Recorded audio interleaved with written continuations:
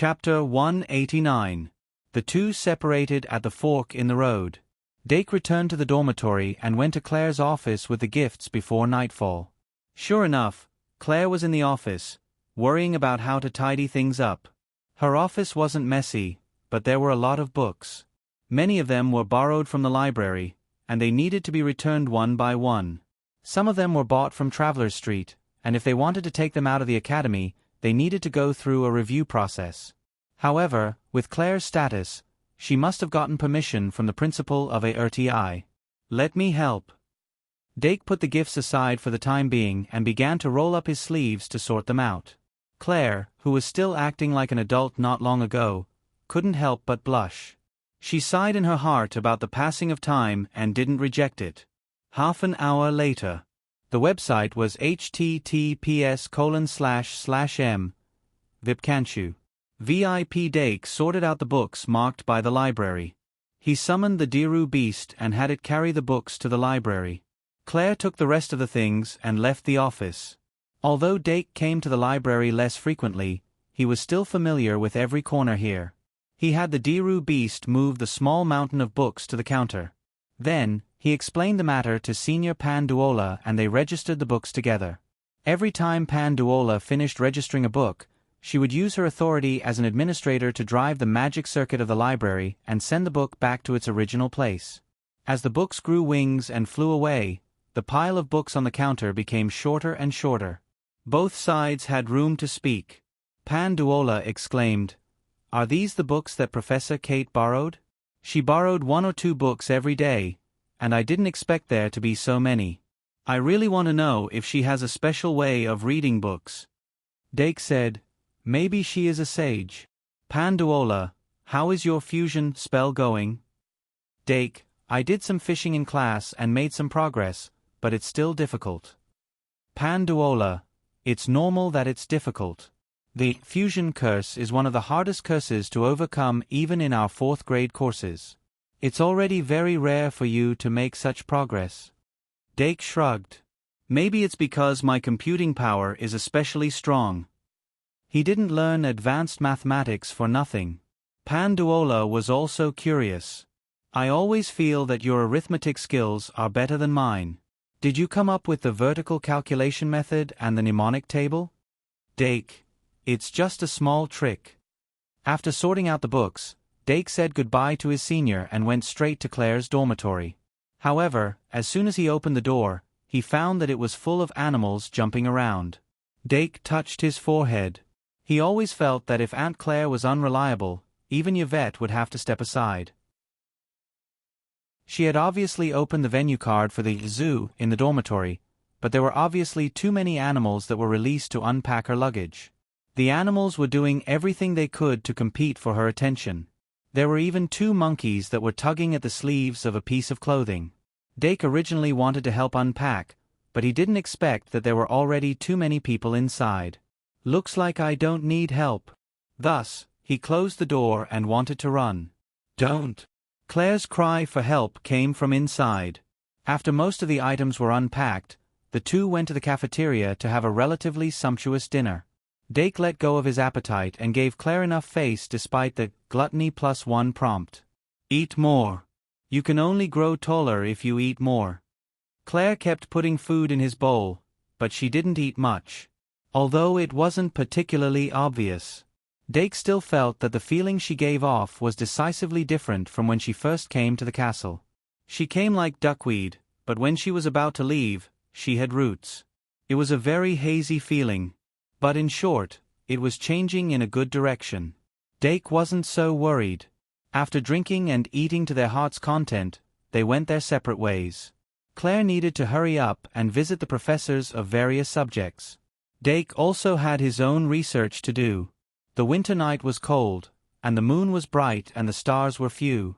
Dake studied on the experiment table until nearly 10 o'clock and finally made some breakthroughs. He breathed a sigh of relief and went to the balcony. He bent down to pick up the milkweed that rubbed against him and looked up at the moon. 1 or 2 bats flew across his field of vision, which made him a little surprised. There were bats in the castle, but as the winter got longer, the bats should be less active.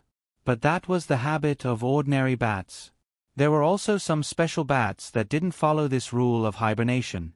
His thoughts left as soon as he touched it. Dake didn't pay too much attention to it. He turned his gaze slightly and looked in the direction of the teacher's dormitory. Having such a family member in the academy gave people a very different feeling. Although the night of learning the prerequisite knowledge of zoo with Claire was busy, the feeling of being compact and fulfilling was easy to form a habit. After a week of suspension, he felt a little empty. It seemed that he had lost the race against time. He shook his head and held back the growing sense of loss in his heart. What a coincidence! Claire was also looking at the castle under the night sky from the balcony of the dormitory. Her expression was absent-minded, but her eyes were focused on a certain area. If one studied the terrain of the castle, they would find that it was an area where the secret passages were concentrated. Only those who had gone deep into the secret passages knew that there was a space-folding phenomenon in the secret passages. The actual unfolded area was larger than the entire castle. Claire had also gone deep into the secret passages. But she didn't have the childlike innocence of the hero and the Valkyrie. She didn't leave the so-called treasure in the secret passages. But at that time, their exploration of the secret passages was still superficial. They only knew that the secret passages were magical, but they didn't know that the secret passages could be magical to this extent. Halloween. The resurrection ceremony of the moon goddess. Even if this matter had been published in the newspaper, there were still very few people who could see the details of it. Claire agreed to Erdei's invitation because she wanted to find a place to calm down, and also because of this. In these years of traveling, even if the beautiful scenery and cultural customs of various places were admirable, the hole in her heart was not filled after turning those experiences into pictures and drawings. Instead, it became deeper and deeper. This led to several irritable outbursts. It really caused a little trouble. Claire's mouth curved slightly. The days when she came to the academy did calm her down. She also had some clear goals. It was what she wanted to do. It wasn't what others wanted to do. The dead were dead after all. The survivors had to continue living. People couldn't always live in the past. Sorry, Peter. Chapter 190. Late at night. Silence. Waking up from a dream. Morning. The Shangmalian welcomed the last day of the first semester. The weather was good on Friday, and the sunlight brought a hint of warmth. Professor Cheong-si didn't talk about the difficult theoretical knowledge in the dual class anymore. She waited until all the students had gathered at Battle Hall 2, and then picked out a student from each branch to be the foreman. She then had the students line up in 4 rows, and then followed the foreman out of the battle hall. Last class. Professor Cheong-si was going to lead them to run around the outside of the castle. It was also to let these first-year students, who locked themselves in the castle all day long, breathe the air outside the castle and understand how big the castle was. Remember the website, Vipkanshu. Dake glanced at Ai Ma, Sarah, and so on his right. Ai Ma and Sarah's faces didn't look so good. It was already difficult for them to keep up with the running team. Now that they were picked to be foremen, wasn't that a public execution? Dake and the foreman on the far right of the House of Fools signaled to each other and slowed down their pace. The 4 columns moved forward at a relatively slow speed. Professor Cheong-si didn't rush them. The area outside the castle was unexpectedly vast, and all kinds of small buildings were scattered around. Some of the first-year students liked to look outside the castle, but not many of them actually went to the site. If they had the time, more people would choose to run directly to Traveler's Street. We're here. After a while, Professor Cheong-si stopped somewhere. The students followed her gaze and looked in the same direction. Then a 2-story building in the style of a Roman palace came into view. What's that? Someone asked in surprise. Then a student who already knew answered, that's the entrance to the underground city. The Shangmalian underground city was a multi-story structure like a large maze. The underground city refreshed monsters every other week, and was only open to some students from Friday noon to Sunday night. Most of the Shangmalian's core materials came from here, and it could be said that it was completely self-produced. Study, adventure, duel, These were the three indispensable elements in the daily life of the senior students. As a first-year student, he could only come into contact with learning. Next semester, your magical beasts teacher might bring you to the dungeon for a tour. Professor Cheong-si stopped there for about 10 minutes before he started moving again. Let's continue. Thus, the students sighed and continued to run. The last class of the first semester of the first grade came to an end amidst the endless running laps. Dake managed to preserve his dignity as a noble by relying on his morning exercise to improve his stamina. He looked down at most of the students who were bent over and panting, further strengthening his determination to persevere in the morning exercise. Before the class ended, Professor Cheong-si talked about some safety matters during the holidays and then announced that the class was dismissed. At that moment, even though their legs were sore, the students instantly cheered. For students who had no concept of the length of the winter break, a 9-day break was simply too crazy. What's more, it included the Christmas ball. Even though the Christmas ball didn't have a hunting activity like the masquerade ball, everyone still had a Christmas stocking to look forward to. For them, who had already experienced a hunting event, the Christmas event with the element of a ball as the core was even more attractive. It was December 22nd, and there were only 2 days left before the Christmas ball on the night of the 24th. The focus was on a dance partner. This time, the focus was on Christmas presents. The thought of not having a dance partner at the ball or not receiving any presents other than a stocking made them feel awkward. The little mage's gazes gradually sharpened. Next it was war. Ouch, what's going on? Dake touched his cheek and felt a stinging pain. Who was it who was using a sharp gaze to carve on his face? Unlike the other students. After the duel class ended, Dake went straight to the dorm to continue researching the fusion spell. Since he made a decisive breakthrough last night, the research became a little smoother. When it was almost midnight, he stopped to eat some takeout brought by the little fiend and immediately went out. He finally arrived at the dragon taming platform before Professor Claire set off. The dragon taming platform was located near the classroom dorm. Despite the name, it was actually a place similar to a helipad. When the professors entered and left the school, most of them would ride flying pets.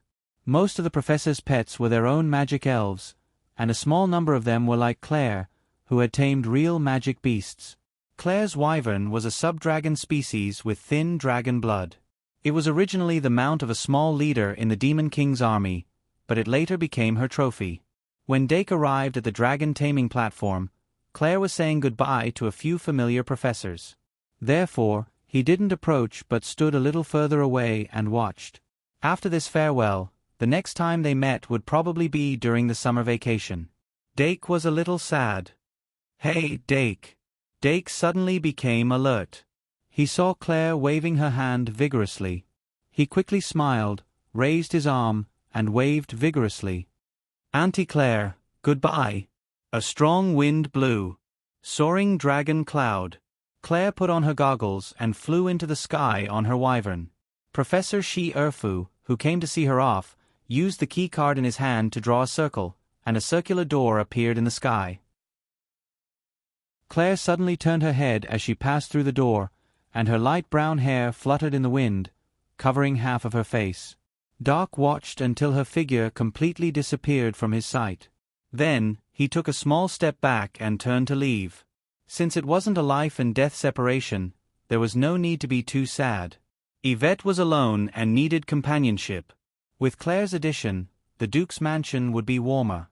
Every time Dake flipped through the Great Sage Daily, he didn't have to worry too much about news that was unfavorable to his mother. He quickly returned to the dorm and continued to immerse himself in perfecting the fusion spell.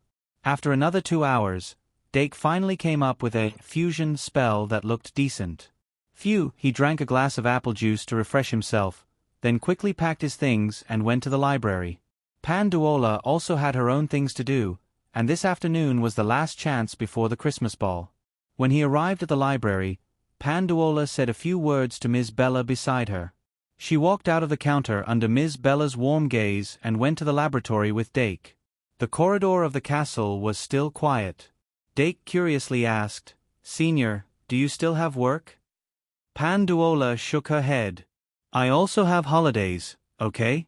I just came to accompany Ms. Bella. Well, I'll wait for you. Doc scratched his head. He had a nagging feeling that if he prepared a Christmas present for Ms. Bella, Senior Pandora would be happier. They didn't have much time this time. After the two entered the laboratory, they immediately got to work. Under the guidance of Panduola, Dake first tested the fusion spell. After he felt that all the indicators were met, he began the experiment. The first half of the fusion spell was actually somewhat similar to the spell cage spell. Both required the creation of a magic elf card as a base. The essence of fusion was equivalent to using 2 or more magic guide fairies as the core material to refine a brand new magic guide fairy on the spot. It could be said that it was a type of on-the-spot creation. Therefore, using the fusion card required a huge amount of magic power. Therefore, there were very few people who used the fusion series of cards. Ordinary magisters would at most use fusion as an auxiliary method, not as a core method. The whole experiment started at 3 in the afternoon and lasted until 4:30. The experiment's results were not unexpected. It ended in failure. As he was already quite mentally prepared, Dake didn't feel discouraged. The summary of the experience and problem-solving after the experiment's failure was the focus of this afternoon. Dake definitely couldn't do these by himself. However, with the careful guidance of Panduola, everything went smoothly. An hour passed in the blink of an eye. Although Dake didn't fully understand, he had already taken notes of all the key points. Next, he had to rely on himself to continue reading books. He gradually relaxed and began to tidy up the remnants of the experiment. After tidying up, the two left the laboratory together. Dake originally wanted to invite Senior to a restaurant in Travelers Street for dinner, but Senior regretfully said that she had something to do in the evening. Therefore, the two went to the cafeteria. Under the meaningful smiles of the halfling chefs, they ordered a small table of dishes in the corner of the cafeteria. Then, Dake discovered that Senior was also a carnivore. Her taste was on the sweet side, and she liked salty and sweet flavors. If it's sweet and sour pork ribs, vinegar carp, and fish-flavored shredded pork, she should like it, right? This thought flashed through Dake's mind. In fact, that was also his favorite flavor, and he would more or less make some. However, it was a little undignified to use food as a Christmas gift. She wasn't a little foodie like Deanna. The table manners of this world actually didn't encourage talking while eating. However, as long as it wasn't a formal occasion, it wasn't that particular. The two ate while talking in a low voice. Panduola was very interested in Dake's timidity from time to time, so she asked him about his childhood. However, what interesting things did Dake have when he was a child in this world? He lowered his head slightly, looking a little embarrassed. Panduola became more and more interested. Dake really didn't want to talk about his past life's experience in this world, so he tried to change the topic. You can't keep asking me, right? Senior, what about you? Panduola smiled mysteriously. Have you heard of Dancing with Wolves? Of course, Doc had heard of it before, so he nodded honestly. Panduola then talked about her childhood experience. Yes. Under the moonlight, she stepped on the wolf's head and danced with the wolf. After Dake heard this, he couldn't help but open his mouth with a look of astonishment. Panduola covered her mouth and smiled like a lady. Panduola's appetite was bigger than Dake's. However, the nutrients flowed to where they should go. Dake felt that she and Deanna should have something in common. Although this dinner wasn't as lively as Wednesday night, as long as both parties were happy, it was the best dinner. Panduola wiped the grease at the corner of her mouth with a napkin and whispered, "Don't forget our agreement." Dake nodded slightly and couldn't help but ask, "So we'll meet at the ball next?" Panduola replied, "Yes. I have to prepare for a trip in these 2 days." Dake, "Where are you going?" Panduola smiled mysteriously, "I'll tell you when I come back." Dake was 12 years old and 159 meters tall. Panduola was 15 years old and 168 meters tall. The two were 3 years apart in age and 9 centimeters in height.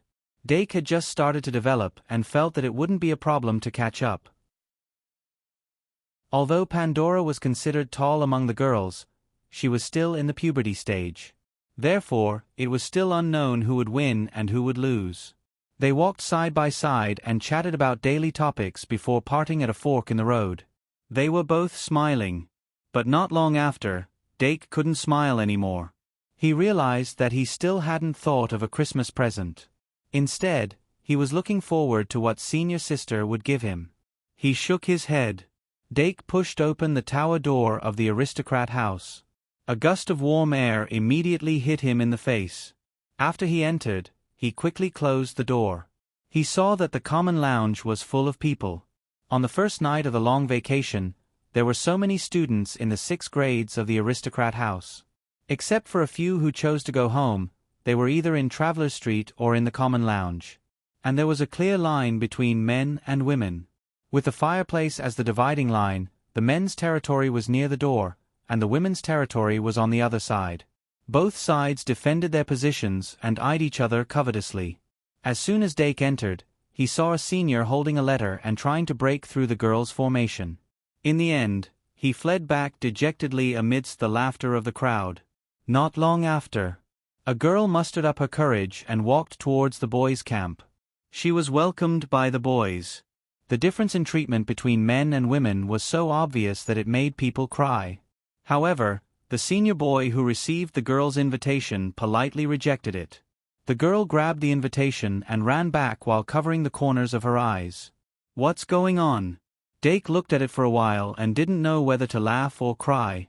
He scanned his surroundings and found the first years, Doran and the others, trembling in the corner. It was obvious that, like him, it was their first time experiencing such a situation. There was actually such a custom before the Christmas ball in Shangmalian? Dake frowned slightly. Suddenly, he noticed that Anna and Luo were winking at him from the girls' camp. They even stuck out their tongues playfully. From the looks of it, they were the chicks that were being protected. And the senior girls were the female birds that protected their young. If one wanted to invite the junior girls to the ball, they had to first go through their scrutiny. This was 2F** King. Interesting. 2 in 1. 4,000 words. Chapter 191. Dake glanced at the stairs between the male and female positions. He felt that going upstairs at this time would ruin the atmosphere. So, he greeted Anna and Luo and turned to the corner where the male students were, where Doran and the others were. The ratio of male to female first-year students was close to 1:1, so there were only a dozen or so first-year boys in the corner. There were probably still a few of them in the cold wind on Traveler's Street. "Hey Dake, you're finally back." As soon as he saw Dake, Doran hurriedly waved his hand. Dake smiled and squeezed into the crowd. A student moved his bag aside to make room for him. "When did it start?" Dake whispered. Doran was like a spy who had infiltrated the enemy's camp. He said sneakily, "It was like this when we came back from dinner. At that time, the atmosphere was more anxious than it is now. It was like a war. We didn't dare to say anything." Dake: "Then what are they doing?" Doran: "I think it's called Operation Protect the Chicks. It's organized to prevent the junior students from getting carried away by the romantic atmosphere of Christmas." Dake: "Isn't that a good starting point?" Doran: "I heard that it was like this at the beginning. But something happened later that changed the atmosphere of the operation." Dake: "What happened?" Doran: "Isn't it embarrassing to have no dance partner at the Christmas ball? So, a senior student didn't want to lose face. He specifically went to find a junior girl who had some feelings for him. In the end, as soon as the ball ended, he dumped her. The girl couldn't take it anymore and almost jumped off the castle. It caused a big sensation." Dake was surprised. "There was such a thing?" Doran looked around and whispered, "It's true, but it's a little different from the rumors." Dake: "What do you mean?" Doran: "Actually, the female lead of that incident is a cousin of mine. She just graduated a few years ago. With her tyrannical temperament, how could she jump off a building? It's already good enough that she didn't throw that senior off the building." Dake had a strange expression. "So, It was actually that senior who jumped off the building? Doran, it's like this. In short, this matter has developed to this point. It's no longer clear who is the perpetrator and who is the victim. Operation Protect the Chicks has also gradually changed. No matter which boy it is, he will be kicked out. Ugh, I wanted to find a girl to cooperate with, but now there's nothing I can do. Dake blinked and said, look on the bright side. Aren't the others unable to find a dance partner as well?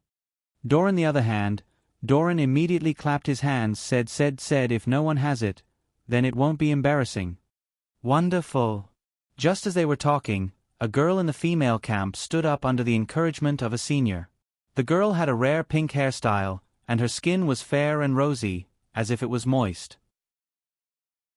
On her slightly round face, her facial features were especially delicate, and her eyelashes were especially long. She had a timid look, as if she would cry if she was poked. Isn't that you, Dora? Doran was astonished. Eudoron was the youngest girl among the first-year students of the Noble Academy. She had actually just turned 11 years old and was sent to the Shang-Malian Academy in advance because of the phenomenon of magic power losing control. Doran's good friend, the little fatty Pit-Tan, whispered, I didn't expect Eudoron to be so bold. She dared to act with so many people watching her. If it were me, I would definitely wait until tomorrow morning to secretly. Doran, no, I want to know who she has taken a fancy to. Dake teased, maybe it's you? Look, she's looking this way. Hearing what he said, Doran suddenly became nervous. His ears turned red at a speed visible to the eye, and he quickly shook his head. No way, I haven't even spoken to her. The little fatty Pit-Tan patted him on the shoulder and said with relief, Brother, everyone gets lucky sometimes. Eudoron is a good girl. This? Doran suddenly realized that Eudoron seemed to be really walking this way. He was suddenly a little stunned. Although he usually didn't pay much attention to her, now that he took a closer look, Eudoron was really cute. If she's really here for me, should I say yes? But does she really like me? Woo. Seeing Doran become like a young girl, Dake couldn't help but smile. The pure love between junior boys and girls made people want to give their blessings. But the gap between the two sides was really big. The girls' camp didn't allow boys to get close, but they encouraged their girls to bravely express themselves. The boys' camp, on the other hand, could only accept it passively. They were completely in a state of disunity. A few senior students who seemed to be very popular also looked as if they were watching a show. In short, Eudoron walked into the pack of wolves with a shy face, and then she really walked over to this corner. She even stopped in front of this table. She lowered her head and clutched an invitation letter hard, her toes trembling slightly. The scene suddenly quieted down. Doran was so excited that he almost couldn't keep up the serious expression on his face. So when a man chased a woman, it was as easy as a layer of gauze for a woman to chase a man. Doran clearly didn't care much about Eudoron, but as long as Eudoron took the initiative, he wouldn't be able to hold on. Many of the first year's boys revealed envious expressions. There were even some who gritted their teeth, wishing they could tear him apart. Doran, on the other hand, wished he could immediately snatch the invitation letter from Eudoron's hands. Hello, I'm Eudoron. Eudoron suddenly spoke up. She said softly as if she was introducing herself. She still lowered her head and didn't dare to raise it. Her moist face was red. Doran was a little at a loss and wanted to respond. Eudoron suddenly raised her hand and handed over the pink invitation letter with a heart and a Christmas tree pasted on it. My name is Dew. Doran's voice suddenly froze. Like a rusty robot, he turned his neck wheel that had been in disrepair for many years. His gaze followed the extension of Eudoron's arm. Dake, Pa. In the girls' camp. A pitiful glass fell to the ground. Luosi was shocked and hurriedly took out a towel to help clean up the water stains on the ground. Although the glass was broken, there weren't many pieces. It was just that it scared people. Anna squatted down in a hurry. For a moment, she wasn't in the mood to watch over there. Luosi couldn't help but grumble, You're too careless. Anna pouted. Luo Si continued, didn't you help send a lot of replies on Halloween? Diana, that's true. She suddenly became active. Dake and Euderon had never said a word. How could he agree? The princess wasn't causing trouble for the ball this time. Steady. Chapter 192. Dake looked at the envelope in Eudora's hand awkwardly. It wasn't that he hadn't rejected anyone before. However, it was quite hurtful to reject a little girl in public. The seniors seemed to think that they could support the juniors by putting on such a formation, but in reality, once they were rejected, it would only be even more awkward. Just like the girl who was welcomed in by the boys and ran out crying. Wasn't this a public execution? Dake actually didn't like this kind of behavior. Private matters shouldn't be put on the table. Of course, if it was just watching, he could still watch with relish. However, this involved himself, so it felt different. People always had double standards. However, he still had to reject what he should. Website https://m Vipkanchu. VIP. There was no other way. I'm sorry. However, just as Dake said that, Eudora suddenly stuffed the envelope in her hand into his hand.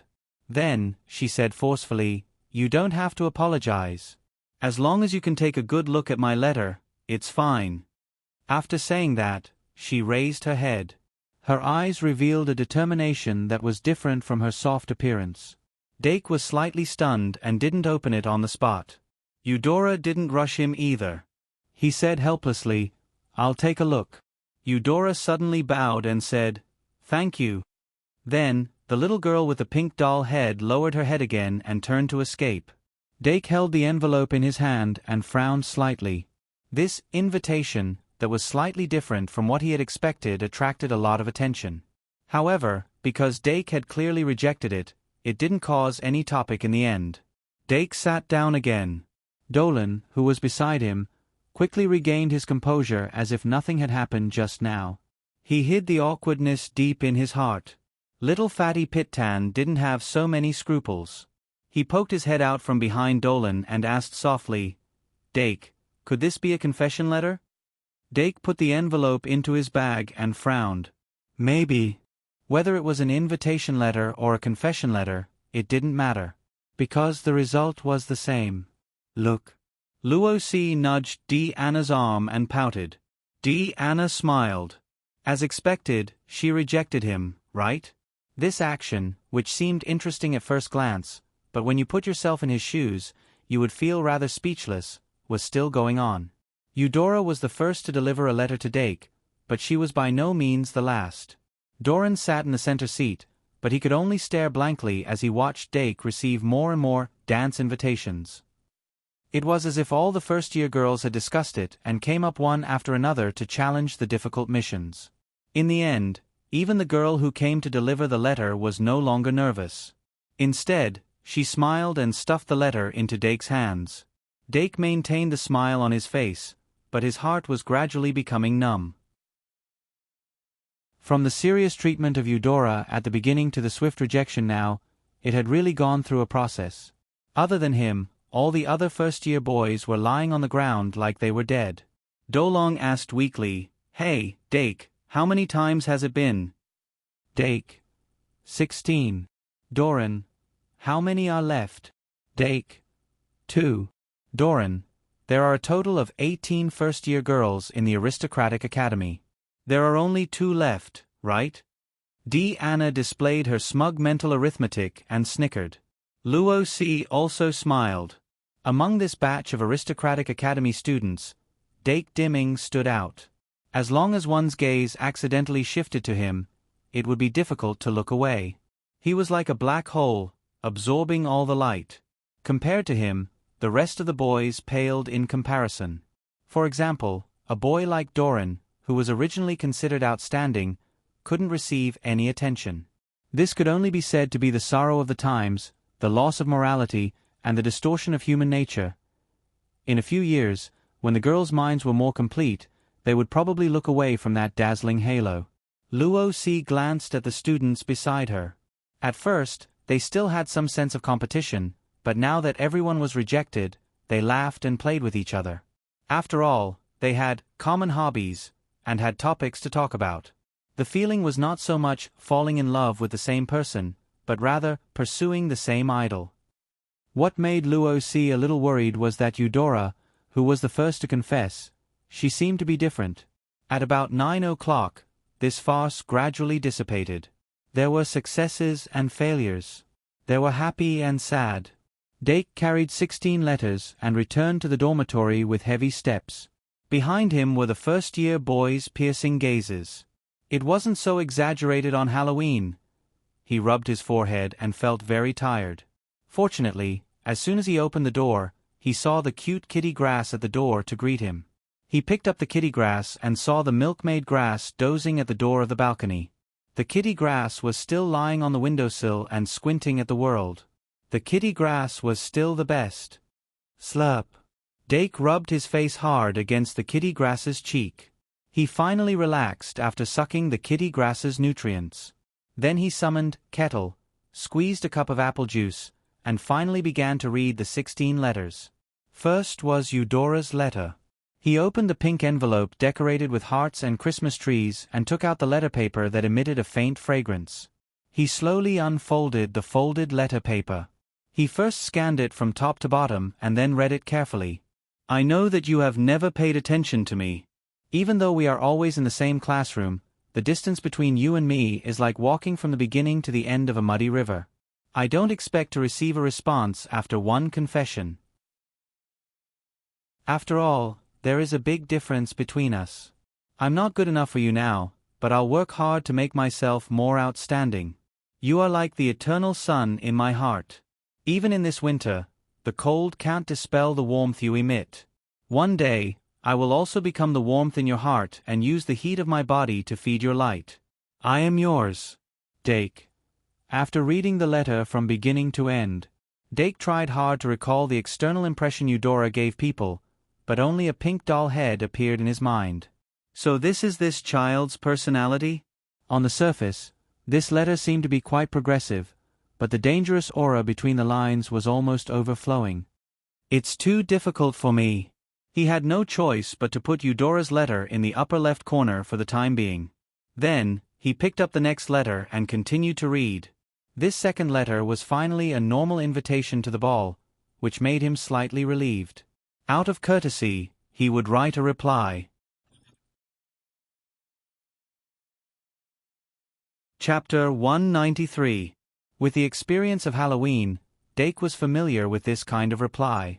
He took out the spare letter and gave the other party a formal response, telling her that he was honored to receive her invitation, but he had an appointment in front of him, so he could only regretfully give up.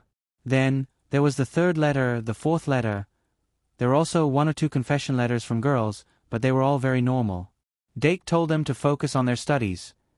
The ignorance of youth might make you misunderstand some emotions that you have never felt before. That might not be love. True love should be precious, and something that could be relied on for a lifetime. It shouldn't be easily entrusted to others for the sake of so-called romance and yearning. Otherwise, it wouldn't be strange for one to be heartbroken when looking back at the end of one's life. You can't just fall in love with someone on the surface. Remember the website, Vipcanshu. 6. It was almost 10 o'clock when Dake finished writing 15 replies. He waved at the little fiend beast and asked it to send the replies to the students one by one according to the names on the envelopes. The little fiend beast muttered as it flew out, bringing back a trace of cold wind when it went out. Dake took Eudora's confession letter again, thinking about how to get this child back on the right track. Regardless of whether it was a man or a woman, when they were young, their minds were immature, and they were easily influenced by others. It was difficult to escape the attraction brought by the charm of one's appearance. When one grew older, it was easy to distinguish whether one liked the appearance of a person or the person. Just like before Dake had a deep contact with Senior Panduola, he only liked her appearance, not her person. He wasn't the kind of person who would talk about things like love when he didn't have any social interaction with her. Therefore, he didn't quite understand why Eudora could produce the kind of passionate emotions expressed in words. It can't be that you've been reading too much of those innocent young girls' literature, right? Dake poked his cheek with the pen. At this time, he should be seriously studying the problems left behind by fusion. Why don't we not reply? Although cold treatment isn't brilliant, it's better than the opposite effect. Maybe when she calms down, she can figure it out herself. Knock, knock, knock. Is the little fiend beast back? Dake turned to look at the door and got up to open it. He really did see a little demonic beast. However, Deanna and Luosi came with him. Both of them were wearing furry pajamas. One was a bear, and the other was a bunny. Both of them exuded the fragrance of shower gel. Can I go in? As Deanna said this, her little head was already peeking under Dake's armpit. Good evening. Luosi raised his hand shyly and shook it. Dake let Deanna in and said helplessly, "Come in." After Little Bear, Little Rabbit, and Little Devil had all gone in, he closed the door again. Hee. Ever since the first time they came here, Deanna and Luosi had been going to Dake's room more and more frequently. They were no longer as reserved as before. As soon as Deanna entered the room, she saw the Christmas presents piled up in the corner of the room. She couldn't help but want to try them. However, her attention was quickly drawn to the letters on the table. Dake pulled out 2 chairs for them to sit down. He poured 2 glasses of juice and asked, "Why are you here so late?" Luosi held up the silver glass filled with pear juice as if it was a treasure. He smiled and said, "If I don't come, someone won't be able to sleep." Deanna's face turned red, and her eyes started to wander. Dake nodded slightly to show that he understood. "Go ahead." Deanna mumbled, "I just want to ask if there are any plans for the Christmas ball." Dake, "Yes, there are." Deanna, Dake said helplessly, "I already have a dance partner. Senior Panduola from the library." Deanna was stunned. She said subconsciously, "Dake, so you like dancing?" Dake couldn't help but smile. "She gave me a lot of advice on my research. Besides, it's just a ball." "What?" Deanna wasn't happy. "Why is it always like this?" Luosi was also very surprised. She originally thought that Deanna was in the bag. After all, Dake didn't show any intention of being too intimate with any of the girls. The 2 of them were undoubtedly the closest to Dake. If Dake wanted a dance partner, he should have chosen between the 2 of them. However, she didn't expect that a senior would suddenly appear out of nowhere. However, when she thought about it carefully, Senior Panduola was indeed very charming. She probably had a lot of admirers in the school. Dake actually made an agreement with Senior Panduola without any signs. She really didn't expect this. Luosi couldn't help but think of a sentence in a book: "Outstanding people are always easily attracted to each other." Deanna was still not outstanding enough. She sighed slightly. She just didn't know how to comfort the childish Deanna next. Thinking of this, she couldn't help but look at Dake with a pleading look. However, Dake just shook his head slightly. He said to Deanna, "This Christmas ball is divided into the first half from 9 to 10, and the second half from 11 to 12. If you are willing, can you be my dance partner in the second half?" Deanna almost immediately came to life. She suddenly opened her eyes wide and looked at Dake. She raised her head and said, "Really?" Dake couldn't help but scratch the bridge of her nose. "Of course it's true." Deanna wanted to cheer, but she quickly covered her mouth and laughed. Lady. After leaving Dake's dormitory, Deanna walked as if she was floating. She whispered, "Luosi, do you think the first half or the second half is better?" Luosi thought for a while and said, "The first half is good. However, in the second half, you can spend the last moment of Christmas Eve with your dance partner at the stroke of 12 o'clock. Deanna said, "Then the second half is better." Hee. Luosi said, "Okay, go to bed early. You have to keep a good complexion." Deanna said, "Okay." After Doc sent the 2 of them off, he let out a sigh of relief. The first half of the Christmas ball was actually the home court. Although the second half was more meaningful, people's energy was limited and their interest would gradually fade. Whether it was the first half or the second half, it was impossible to dance forever. It was normal to accept other people's invitations in the middle of the dance. In the second half, most people might not be in the banquet hall anymore. That meant that when it was almost 12 o'clock, they might come back to dance with him. Diana was so easy to coax. He was so lucky. Even Chen Yushan knew that she would be there. Well, it should be fine, right? It was just a dance. Dake didn't take the Christmas ball too seriously. On the other side, in the teaching room, as the clock pointed to 10 o'clock, White and Luo Boat's confinement punishment was finally over. After wishing the instructor a Merry Christmas, they took their school bags and ran back to the Night Academy's tower. It's finally over, Luo Boat. Yes, we have 9 days of vacation. We are finally free. Under the moonlight, White and Luo Boat's eyes were filled with tears. But when they pushed open the door of the tower, they were stunned by the Christmas atmosphere that greeted them. The common room of the Night Academy was no different from that of the Aristocrat Academy, except for some differences in decorations. On the first night of the holiday, the Night Academy held a small celebration that didn't start until 10 o'clock. Many people even threatened to stay up all night. The atmosphere of the Night Academy was more unrestrained than that of the Aristocrat Academy. In the corner of the common room, senior couples could be seen everywhere. The people gathered in the middle were even having a magic chess game. White and Luo Boat were both very interested in magic chess. But it wasn't until now that the two suddenly realized that Christmas was really coming. Hey, Luo Boat, what do you want as a present? White asked. Luo Boat shrugged. How about a turkey leg? And I'll give you a turkey wing in return. White. Okay, I'll think about it. The two closed the door to stop the wind from blowing in. And they deliberately didn't mention the Christmas ball on Christmas Eve. Luo Boat, the Christmas ball is different from the Halloween ball. It seems that it's hard for juniors to find a dance partner.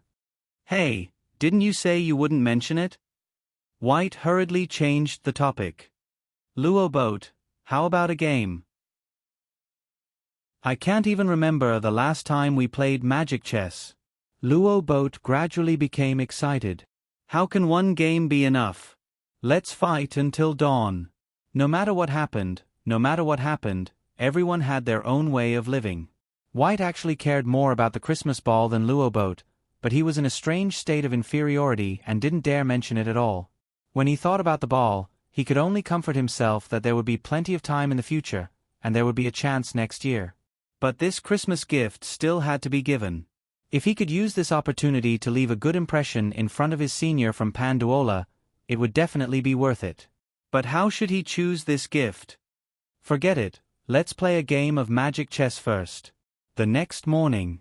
Perhaps it was the holiday effect, but Dake rarely slept late.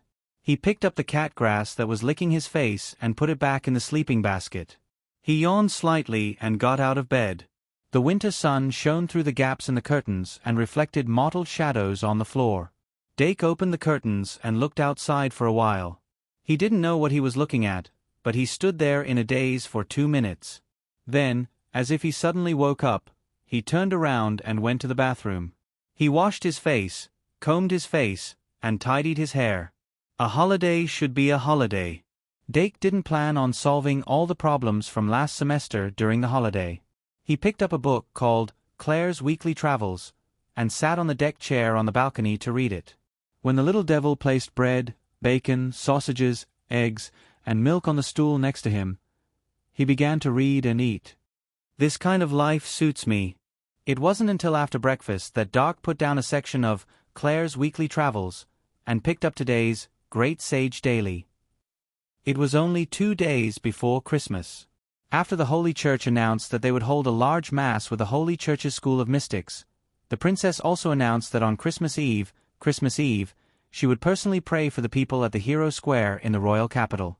At that time, there would be a large number of small gifts given for free in the Hero Square. Faith or free gifts, which one is more attractive? Dake read this and couldn't help but laugh. Although the conflict between the Hawk faction and the Dove faction had gradually surfaced, the two factions had their own concerns and had stopped at such small skirmishes for the time being. If you put yourself in the perspective of a bystander, Sometimes it would be quite interesting. Afternoon. Dake went to Travelers Street again. From that day onwards, there were suddenly many pairs of people on the street. The Christmas decorations were all over the place, and there were Christmas trees with colorful lights everywhere. Cute magic elves were flying in the air, holding signs to attract customers. Dake occasionally caught a glimpse of White and Luo Boat in the crowd. Thinking that they had finally escaped from the hell of confinement, he couldn't help but feel happy for them. The Christmas ball was different from a masquerade ball. If you wanted to appear at the ball, a formal outfit was necessary. Therefore, all the clothing stores in the clothing district were overcrowded. Students might not be able to find a regular dance partner before the ball, but they still had a chance after the ball began. For a long time, there were many men and women who successfully held hands in the atmosphere of the ball. The prerequisite was to have a formal outfit. Dake looked at the crowded crowd and couldn't even find a gap. He couldn't help but feel lucky that he had bought the Night Prince costume before Halloween. Bonus point for Anna. Then he went to the small garden in the middle of the street and watched a magic circus for a while. The clowns in the circus controlled all kinds of magic elves to carry out an extremely clever performance. The superb control skills made the magic elves' movements without any delay, as if they were completely real life. Dake watched and couldn't help but intertwine his fingers together. He finally had an inspiration. I'll give that. After deciding on the Christmas gift for Panduola, Dake didn't stay in Travelers Street anymore. He began to buy some necessary items for the adventure according to his plan. He wasn't completely without plans for the 9 days of vacation. Christmas was only secondary. It was a rare vacation, and he wanted to use this opportunity to explore the secret passage for a longer period of time. It was also time to find the treasure that the Valkyrie left in the secret passage. Although he didn't have a strong desire for the treasure, he was quite curious about the treasure itself. He had asked Claire about this before, but Claire only smiled mysteriously and told him that the reason why treasures were treasures was because they were full of surprises. Wouldn't it be less fun if he knew what was hidden inside from the beginning? Dake said that he didn't care. Claire didn't talk to him anymore. After returning to the dorm, Dake completely calmed down. He spent about 3 hours on the problems left by Fusion. After that, he relaxed and began to read some books. In the blink of an eye, the moon fell, and the Shangmalian welcomed the last night before the Christmas ball. Some people were looking forward to it. Some people couldn't sleep. Some people secretly made up their minds. The bats that were active all over the castle seemed to have suddenly received some kind of call. They quietly flew into the upper level of the castle and disappeared into the entrance of the secret passage. Everything was brewing. 2-in-1 4,100 words. Chapter 194. Sunday, December 24th. Sunday was the most special day of the week. It was both the Sabbath and Sunday. Worshippers usually attend church services on this day. Since it was Christmas Eve, thousands of families went to the church to pray for everyone's safety. Even though the kingdom's holy church supported the Eagle faction, this did not stop the believers from yearning for peace. After experiencing the baptism of blood in the demon race's war, the current peace seemed rare and precious. The wisdom of the people grew rapidly in the war, and they could see the so-called gods and beliefs relatively clearly. They would not be blinded. Most of the low-level believers went to the church for a peace of mind, not to believe in some god they had never seen before. After all, when they were in danger, the one who saved them from the abyss of suffering was not some god. Instead, they were heroes who rushed to the front lines and fearlessly sacrificed themselves. Remember in 1 second https://m Vipkanchu.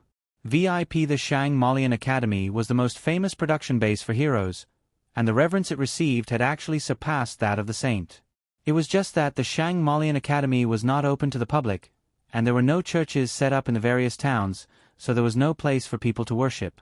It couldn't be helped. This was life. Since he couldn't get close to the best, he could only comfort himself with the second one. After all, there were a few heroes in the Saint Church, right?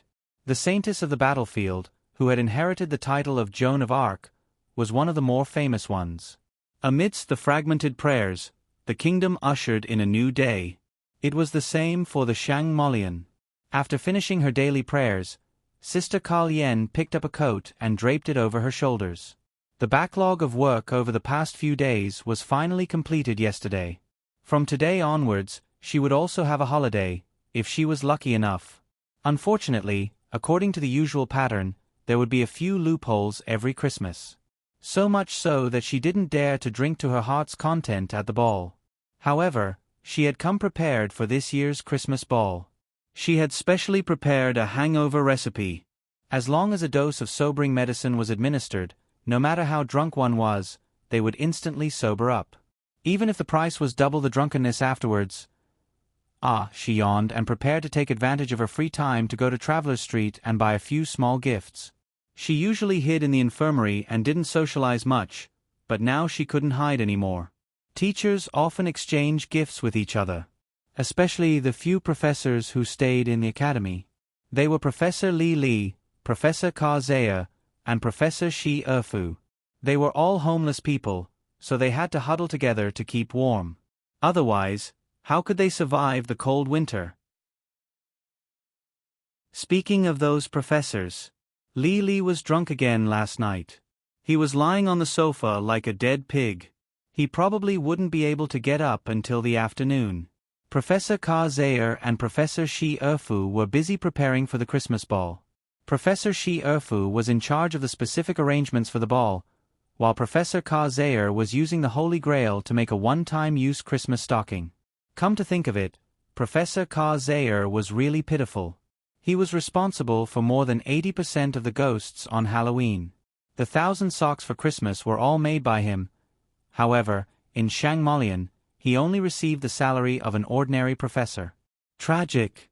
In the early morning, frost had already appeared on the buildings, and thin pieces of ice had also appeared on the lake.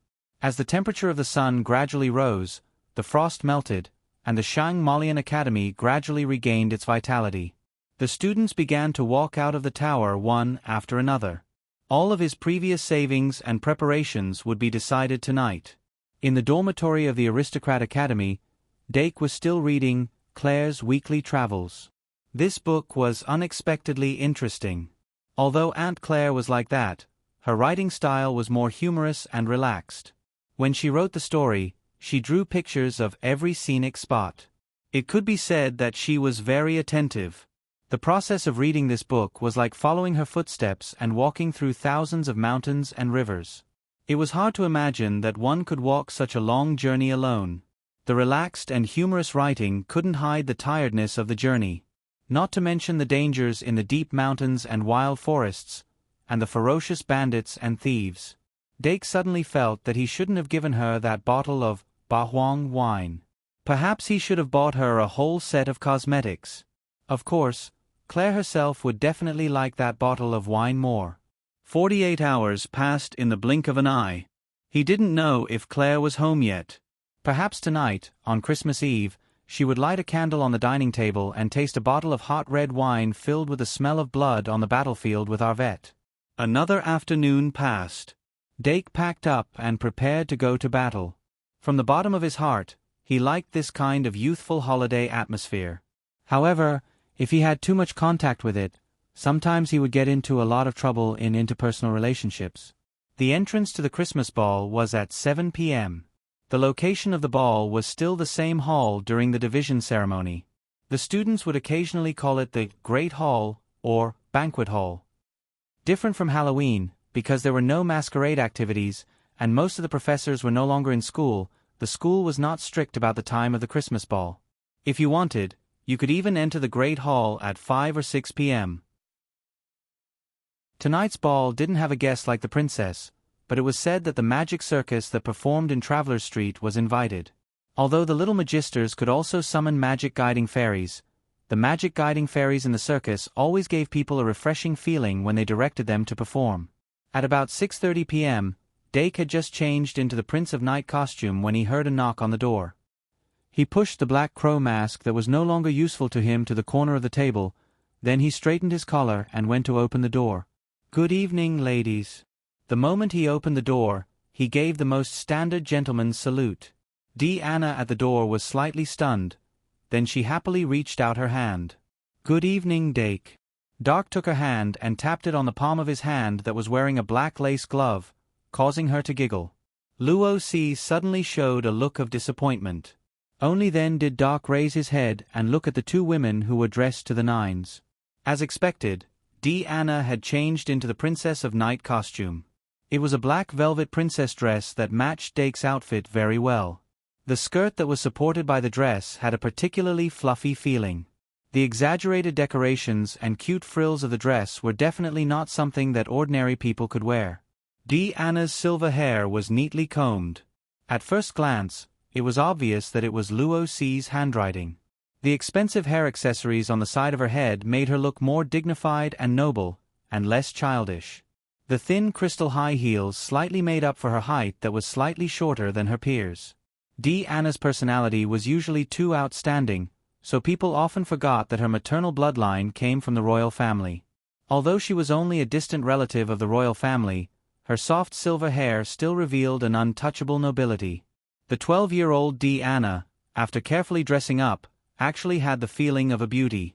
Dake's eyes immediately turned to Luo Si. Different from the sergeant's outfit at the masquerade ball, Luo Si also changed into a dress that matched her temperament. She obviously preferred a clean and pure white color. Her body, which was taller than Anna's, moved up and down with the help of the corset. Her waist became slender, and the skirt that was supported by the dress was like a blooming flower. The multi-layered design gave a strong visual impact. Luo Si, who chose flat red dancing shoes, was about the same height as Anna when she stood up, so there was no contrast. It seemed that she had been careful not to cover up Anna's brilliance, but her natural beauty was not something that could be covered up by these small details. She inherited the light blonde hair from her noble parents, which made her look like a real princess. Even if Anna and Enchi were here, they could not completely take away her brilliance. Different from the timid Shang Malian when she first came here, Luo Si was obviously more open. This was not only due to Anna's influence, but also because there was a young boy in their small circle who gathered all the brilliance. Although it did not sound like a good thing at first, it was the truth. No matter where one was, the level of one's circle had a very important impact on one's mentality and the perception of the outside world. The small circle formed by the three of them was undoubtedly the best among the first-grade students in the aristocratic academy. Anna, who was careless, did not notice it. Luo Si, who was attentive, could always see the color of envy in the eyes of her classmates, which made her feel better. Therefore, she always felt that she was lucky to have met Anna and Dake. Her smile became brighter and brighter. Dake looked away, feeling slightly lucky. Fortunately, he was not the same as he was in the past. After going through the training of Senior Panduola and the cute attack of the catnip grass, his mind was now firm enough, and he would not casually trigger the prehistoric force. The time is just right. Dake locked the door and walked to the entrance of the corridor. Luo Si quickly pushed Anna's arm, and Anna reacted and quickly reached out to hold Dake's arm. But she was obviously not used to the thin high heels under her feet, and her body leaned over. Dake reacted quickly, and after taking a step back, he reached out and held her hand.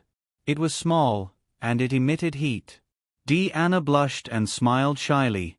Then she took Dake's arm and walked downstairs. Dake did not care, and only glanced at Luo Si. Luo Si winked at him, indicating that she could go alone. The three of them walked to the common lounge one after another. At this time, it was an awkward time. Many people were still chatting and stalling for time in the common lounge when they happened to see the three of them. One would get used to seeing a golden boy and a jade girl after seeing too many of them. But tonight's meaning was a little different. The students of the Aristocrat Academy had left an impression on the 16 invitations the night before. When they saw Dake and Anna walking together, they suddenly realized that the final winner was here. Especially the first-year girls who had been rejected on the spot, they looked at Anna with envy. They muttered something like, "The pavilion closest to the water gets the moonlight first," and gestured to their chests. Then, they all revealed dejected expressions. They were all of the same age, so why? Eudora was reading a book in the corner. Her grades could only be considered average. Although there seemed to be only a year difference between 11 and 12 years old, her mental growth was different day by day. She actually could not keep up with the progress. But fortunately, she worked hard enough. "I'm still young." Glancing at Anna's chest, Eudora expressed that she still had potential. As for the fact that she didn't receive a reply the night before, that was within her expectations. She didn't know that she was the only one who didn't receive a reply. After all, no one would publicize this kind of thing. Moreover, they had already been rejected once on the surface. Dake's reply seemed to be sincere and polite, but for the girls, it was also a second rejection. He didn't have any relevant experience in his previous life, so he was still negligent when it came to emotional matters. The moment when Dake's group pushed open the door became an opportunity. The students in the common lounge also stood up and walked out one after another. The light emitted from the door illuminated the bridge. Every student who walked through it could feel an additional sense of ritual.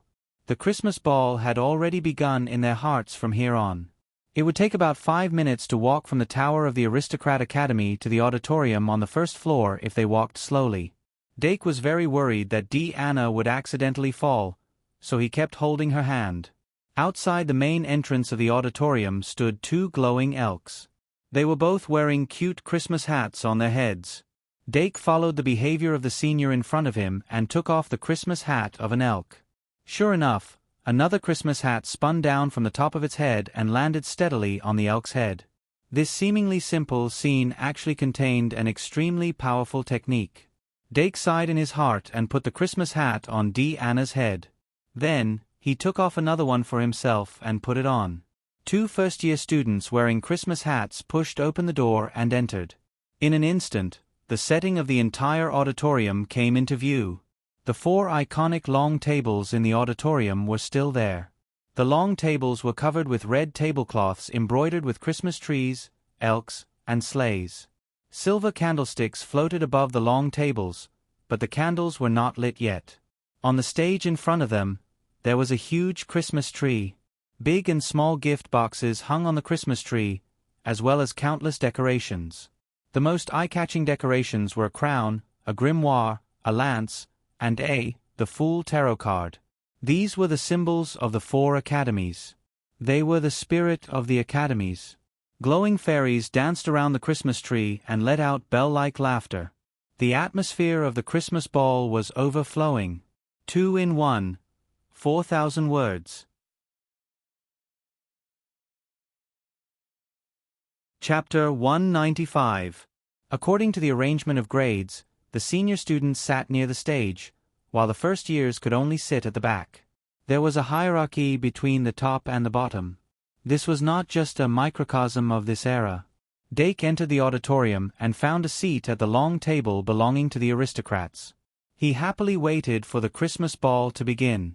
During the Halloween ball, he only joined in halfway, so he did not experience this kind of eagerness. In short, it felt good. Dake picked up the teapot on the table, poured the black tea into the teacups, and handed them to Anna and Lucy one by one. Beside the tea set, there was a freshly baked chocolate chip cookie. Together with the black tea, the aroma was overwhelming. At around 6:50 p.m., suddenly, a large group of people rushed in from the main entrance, and the auditorium instantly became lively. The piano in the corner of the stage automatically played a melodious tune. The professors who stayed in the school also came out from behind the stage and sat in the teachers' seats one after another. The website was https://m. Vipcanshu. VIP. It was obvious that the professors had also dressed up carefully tonight. Professor Ka Zayer was wearing a suit, tie, and leather shoes, like a graceful old gentleman. Professor Shi Erfu was wearing a light green dress, and a furry scarf was wrapped around her slender neck. Her hair was tied up high, and there was a golden phoenix hairpin entwined with wind elements. Professor Li was wearing a nightgown and yawning, looking as if she had not woken up yet. It was not until Sister Kalien patted her awake that she reluctantly used a disguise card and transformed into a cute and charming little fairy. In addition, there was Bella from the library, Gloria from the teaching room. However, there was no sign of the principal. However, The senior students were already used to it. Principal Aerti's way of thinking was really unimaginably old-fashioned, such as the persistence of appearing last. During the celebration, she was always the last to appear, like the stars that decorated the celebration more and more brightly. By the time he came back to his senses, the 4 long tables were already filled with people. Dake saw White and Luo boat in front of the Night Academy's table next door. Next to them was Ai Ma. Ai Ma wasn't dressed as formally as Anna and Luo C, but it was obvious that she had dressed up meticulously. However, the makeup that she didn't know if it was done by herself only made her look more youthful. She was already younger than her peers to begin with, and now it was even more obvious. His youthful appearance coupled with his stubborn eyes gave him a unique temperament. Dake had a nagging feeling that she was being treated as a Barbie doll by a senior to practice her makeup. She didn't seem to like this makeup, so she kept frowning. A little later, Panduola finally appeared at the entrance.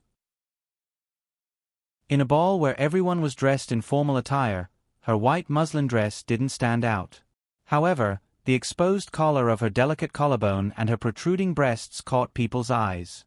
She had a smile on her face, and pearl earrings were hanging on her delicate earlobes. Her actions didn't lose their elegance and elegance. What a beautiful person! Will Anna be this beautiful in the future? Anna lowered her head and looked at her chest. She felt stable. Luo C's expression changed slightly. People's physiques couldn't be compared to each other. Perhaps it was because of the difference in their grades. Anna didn't seem to see Panduola as a competitor. Perhaps even she herself didn't understand why she had such a good impression of Dark. Perhaps she just wanted to be with him. Whether it was eating or dancing. Senior Pandora, who came in through the door, swept a glance in the direction of the noble dean's table and quickly discovered Dark among them. She raised her arm and waved at Dark. She grinned, then turned around and walked towards the long table in the Mage Institute. As her back was gradually blocked by other people, Dake withdrew his gaze. Then he happened to see Victor, who was staring back at him for some reason. White. Luo Boat suddenly poked White's waist. White came back to his senses and hurriedly turned his head, but his heart was already in turmoil. Just now, Senior Sister was waving at Dake, right? He asked in a low voice. Ah. Which Senior Sister? Did Panduola pass by? Luo Boat didn't notice Panduola at all. White stared blankly for a moment, feeling a little unhappy. Dake didn't understand, but Anna beside him whispered, Dake, do you like bears? This question didn't have any foreshadowing. Even if Dake wanted to connect the dots, he didn't know where to start. He didn't answer for a long time until Anna urged him. Bears are so cute, of course I like them. Anna nodded in satisfaction, then whispered to Luo C beside her. Dake shook his head, wondering if Anna was talking about a Christmas present. She's not going to give me a stuffed bear, right? That can't be, right? Dake's expression changed slightly. The more he thought about it, the more likely it was. That wouldn't be a good present. He'd rather get a toffee. 7:00 sharp. As the bell on the clock tower rang, the magic lights in the auditorium suddenly went out. The light disappeared, and darkness enveloped the auditorium. Only the Christmas tree on the stage still emitted a faint glow. The junior students were frightened. The senior students, on the other hand, were calm and collected. Sure enough, 3 seconds later, just as the screams started, the auditorium lit up again. The light source that lit up the auditorium changed from the magic lights to the candles on the silver candlesticks. Thousands of candles were floating in the air, illuminating the auditorium. On the long table covered with a Christmas tablecloth, neatly arranged gold and silver cutlery quietly appeared. The light from the candles shone on the gold plates and silver goblets, reflecting the colorful light. It was like a dream. The first-year students had never experienced such a sudden surprise. After a moment of silence, there was a rush of loud discussion. Sure. Principal Arte, who was wearing a Christmas hat, successfully stepped onto the stage without anyone noticing when light and darkness alternated. She stretched out her hand, and a little fairy wrapped in white light flew into her palm. Then, it suddenly transformed into a reindeer with a long star-like tail. The brown-furred reindeer with huge antlers ran forward, and a sleigh piled with gift bags appeared from the starlight. It ran out from Principal Aerti's palm and dragged the sleigh through the air. It ran from the stage all the way through the auditorium, broke through the door, and disappeared into the distance. The starlight scattered from the gift bags on the sleigh fell onto the plates, and turned into turkeys that emitted a strong meaty aroma. The soft belly of the turkey was cut open, and it was full of spices. The grease that slid down the drumstick formed a thin layer on the plates. Dake couldn't help but want to eat. It was rare to have a Christmas ball, so excessive moderation was not advisable. Gluttony only had 60 points, so there was still plenty left. Today is Christmas Eve. Principal Aerti's voice was full of seductive magnetism. It's a day to reunite with family. But to me, Shangmalian is my home. Every student here is my family, Wang Chong said. Every Christmas Eve, I will make a wish that I can spend the next Christmas Eve with my family. It seems that my wish from last year has come true again. Principal Aerti couldn't help but smile. As a principal, I have a lot to say, but I hope that the rest of the time will be reserved for the ball. I believe that all of you feel the same, right? The audience cheered. Principal Aerti opened his arms and embraced the air. Since that's the case, I'll stop here. I wish you all a peaceful Christmas Eve. No matter when or where, peace will be with you, my dear family. As soon as he finished speaking, the 4 long tables lit up with white light at the same time, and the empty plates around the turkeys were suddenly filled with exquisite delicacies. Roast meat, lamb chops, sausages, steaks, pudding, potatoes, apple pies, syrup pies, chocolate muffins, donuts. Of course, there were also the indispensable beans. Dake glanced at the whole pot of beans in front of him and couldn't help but recall the time when he first entered the school, and his heart was surging with emotions. Fate came and went, and fate was fate. The piano in the corner of the stage suddenly changed, and the music became cheerful, just like the hearts of the students. As Principal Aerti retreated behind the scenes, the banquet began as scheduled. First, of course, was the usual eating. Only after eating could they talk about other things. The sumptuous food was enough to make people drool. The turkeys were dissected by knives and forks, and the auditorium was filled with the rich aroma of chicken meat. But the most aromatic part was actually the seasoning in the belly of the turkey.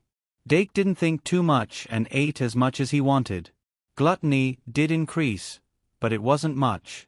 After eating half of the turkey, his eating speed slowed down, and the notification of Gluttony +1 disappeared. While drinking juice to help with digestion, Dake looked at Deanna beside him. Occasionally, he would help her cut the meat into smaller pieces and pull the napkin properly to prevent the sauce from getting on her clothes. The atmosphere in the auditorium was getting more and more cheerful.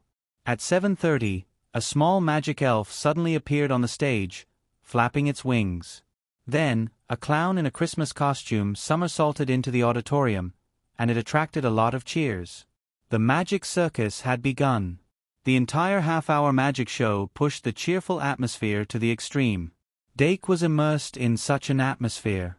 Other than occasionally thinking about the clown's superb skills, he showed his love for the circus like the rest of the audience. It was really good. Apart from everything else, fun was indeed the soul of a circus. At 8 o'clock sharp, as the Christmas clown left the stage, the students who thought that the show would end there suddenly found a clear spring on the stage. The clear spring water gushed out from the middle of the stage, forming a mushroom shape that was wide at the top and narrow at the bottom. A mermaid wearing shells and pearls suddenly appeared from the bottom of the spring water. With a swing of her long tail, she jumped to the top of the spring water. She sat cross-legged on the spring water, and with a light hug, an elegant harp appeared in her hands. Then, her sandalwood, tan mouth opened slightly, and the lyrics of a song were sung, long and drawn out. "It's the mermaid, Miss Star Luo." The students below the stage suddenly became restless. While Dake was dumbfounded, the surrounding students seemed to have a clearer understanding of the mermaid. He couldn't help but look at Deanna. Deanna looked away. "Don't look at me, Deanna doesn't know." Luo-si couldn't help but cover her mouth and chuckle. That's the famous mermaid singer, Miss Star Luo. Her singing is as moving as a lark, and she is very popular in the kingdom. I didn't expect Principal Aerti to prepare such a surprise. Dark, in this era, is it possible for singers to step onto the stage? Luo-si shook her head. The rise of musicals has changed a lot, but it's still limited. Miss Star Luo is a rare mermaid, so she is treated more respectfully than a human singer. In the end, the nobility of professions and the weight of men and women were all topics that had not changed for a long time.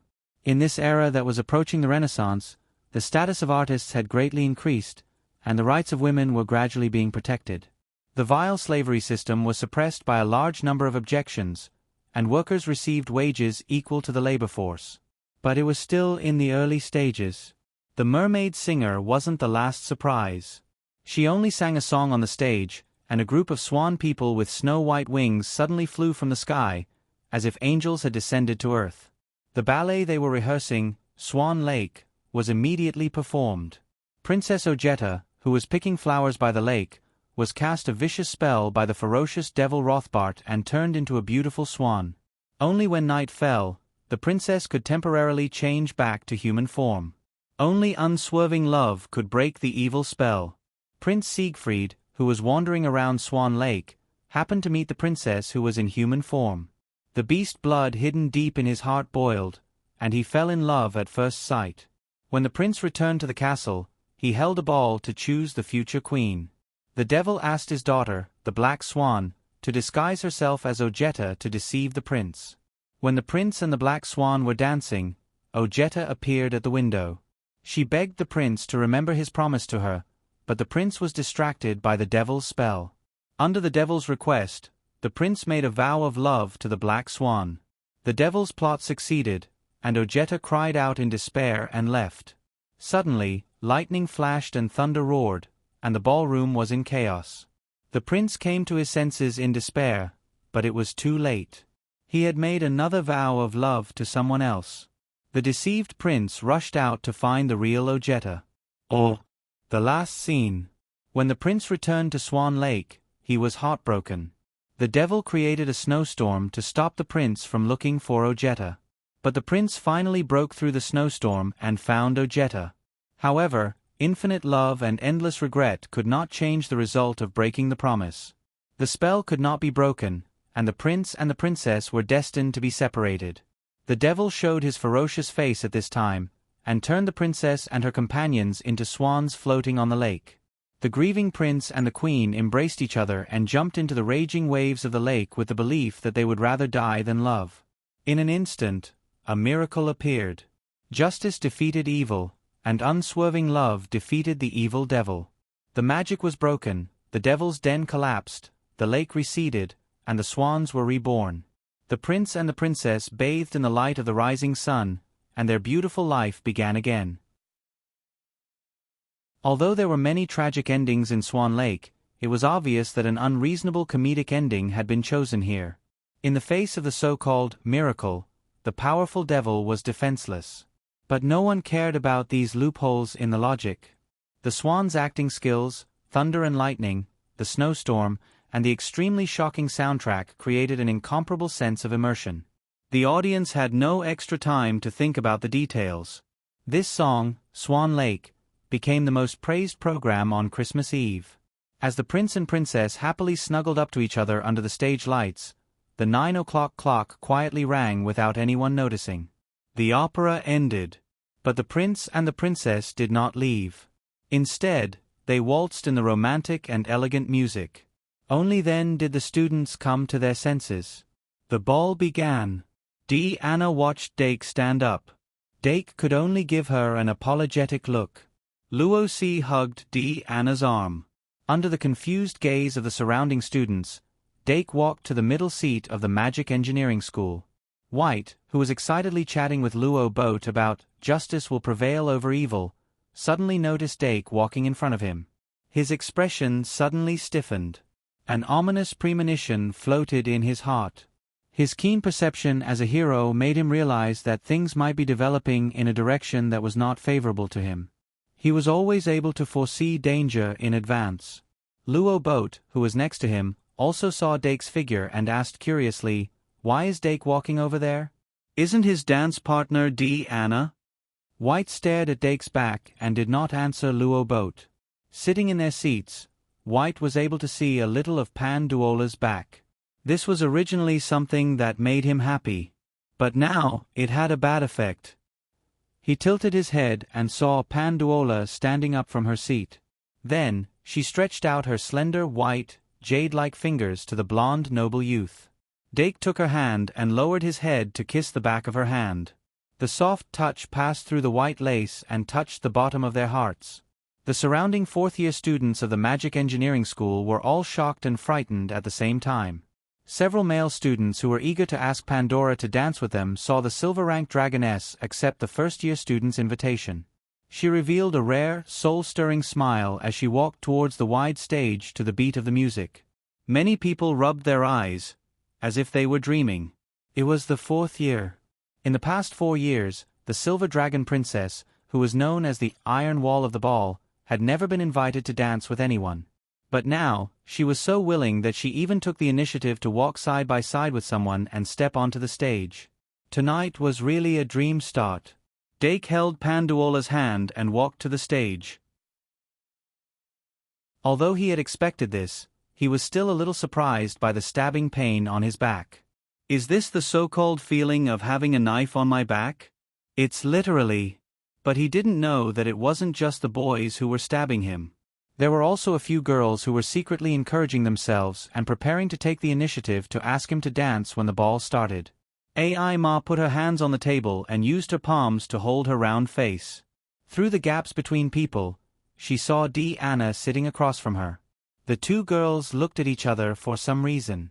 Anna had an idea and immediately raised her chest. She showed a, "I'm different from you," attitude. Ai Ma glanced at her. After the last competition in class, she had some thoughts that she didn't quite understand. Then, she asked the upperclassmen and was dressed up like a Barbie doll. But the effort she put in for this seemed to be hard to get rewarded.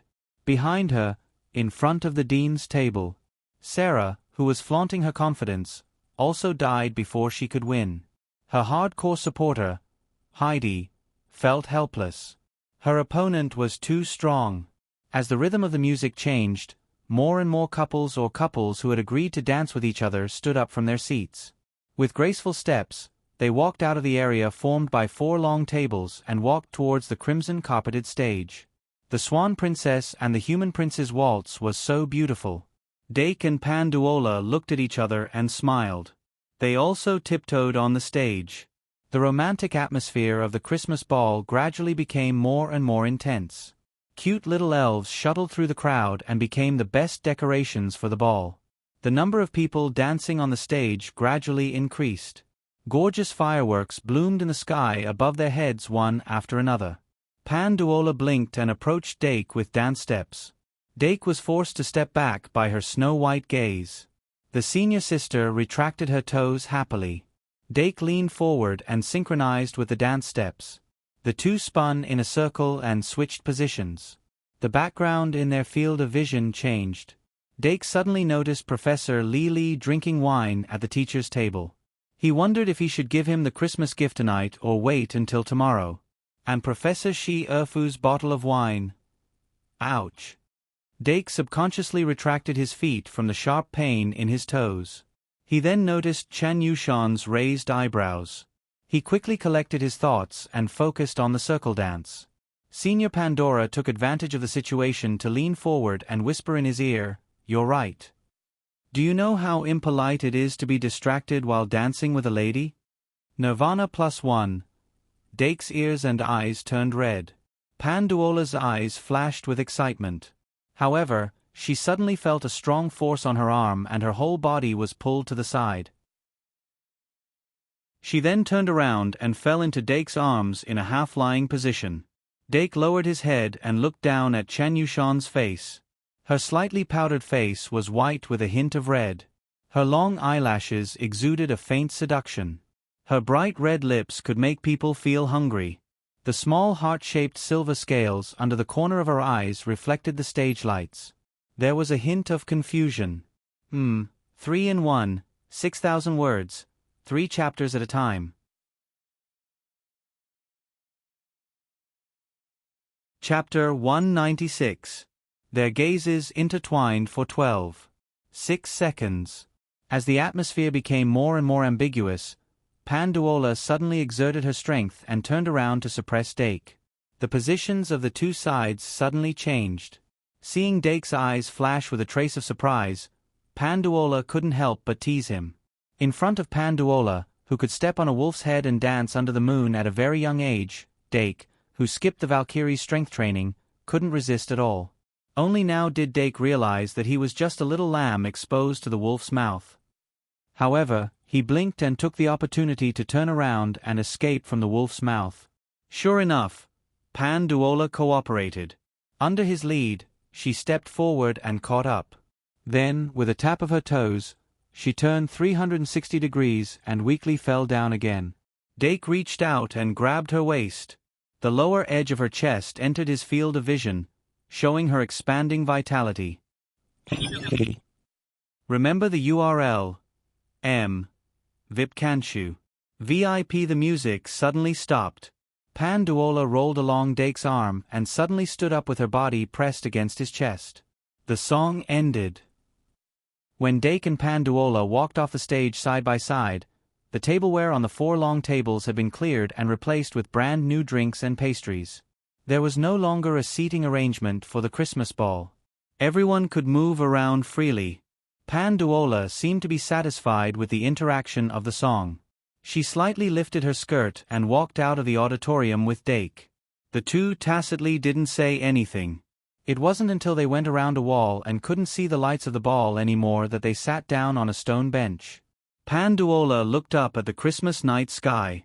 Unexpectedly, a blush appeared on her cheeks. Although she acted like she had a lot of experience, tonight was actually her first time dancing with someone. Fortunately, she had secretly practiced the circle dance in the past. So, one song was enough. What if she accidentally exposed herself after dancing a few more times?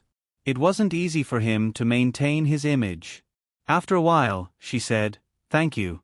This is the best Christmas present I've ever received."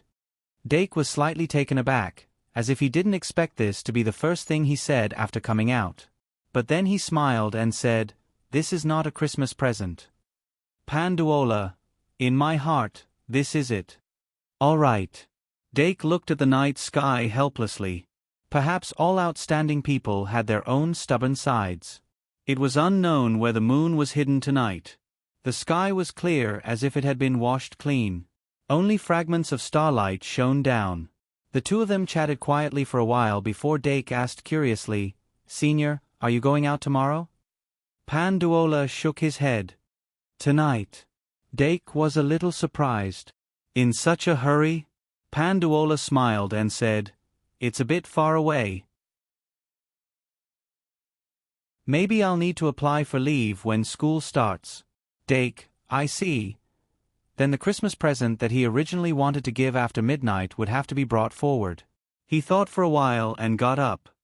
"Let's take a walk upstairs?"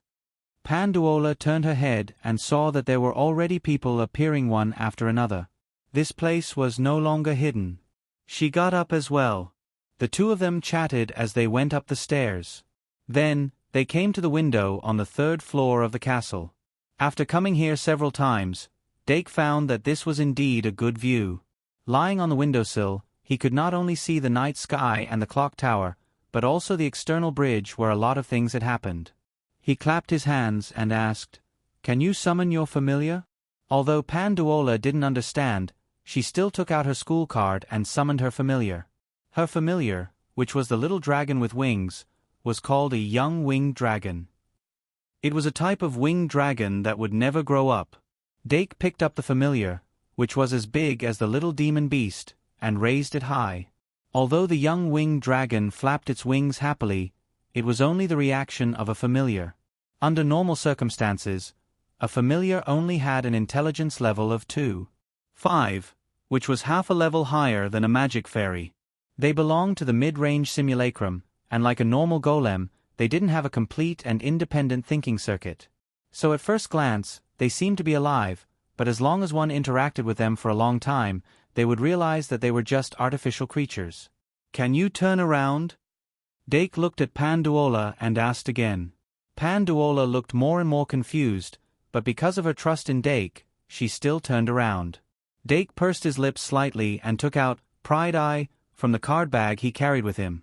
This was the first time he used the Great Sin series card on someone else's familiar, Magic Fairy, so he couldn't confirm the effect.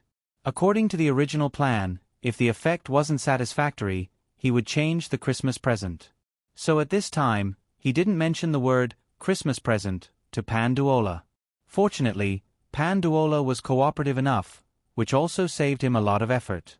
He didn't hold Pride Eye in front of him, but hid it behind his back.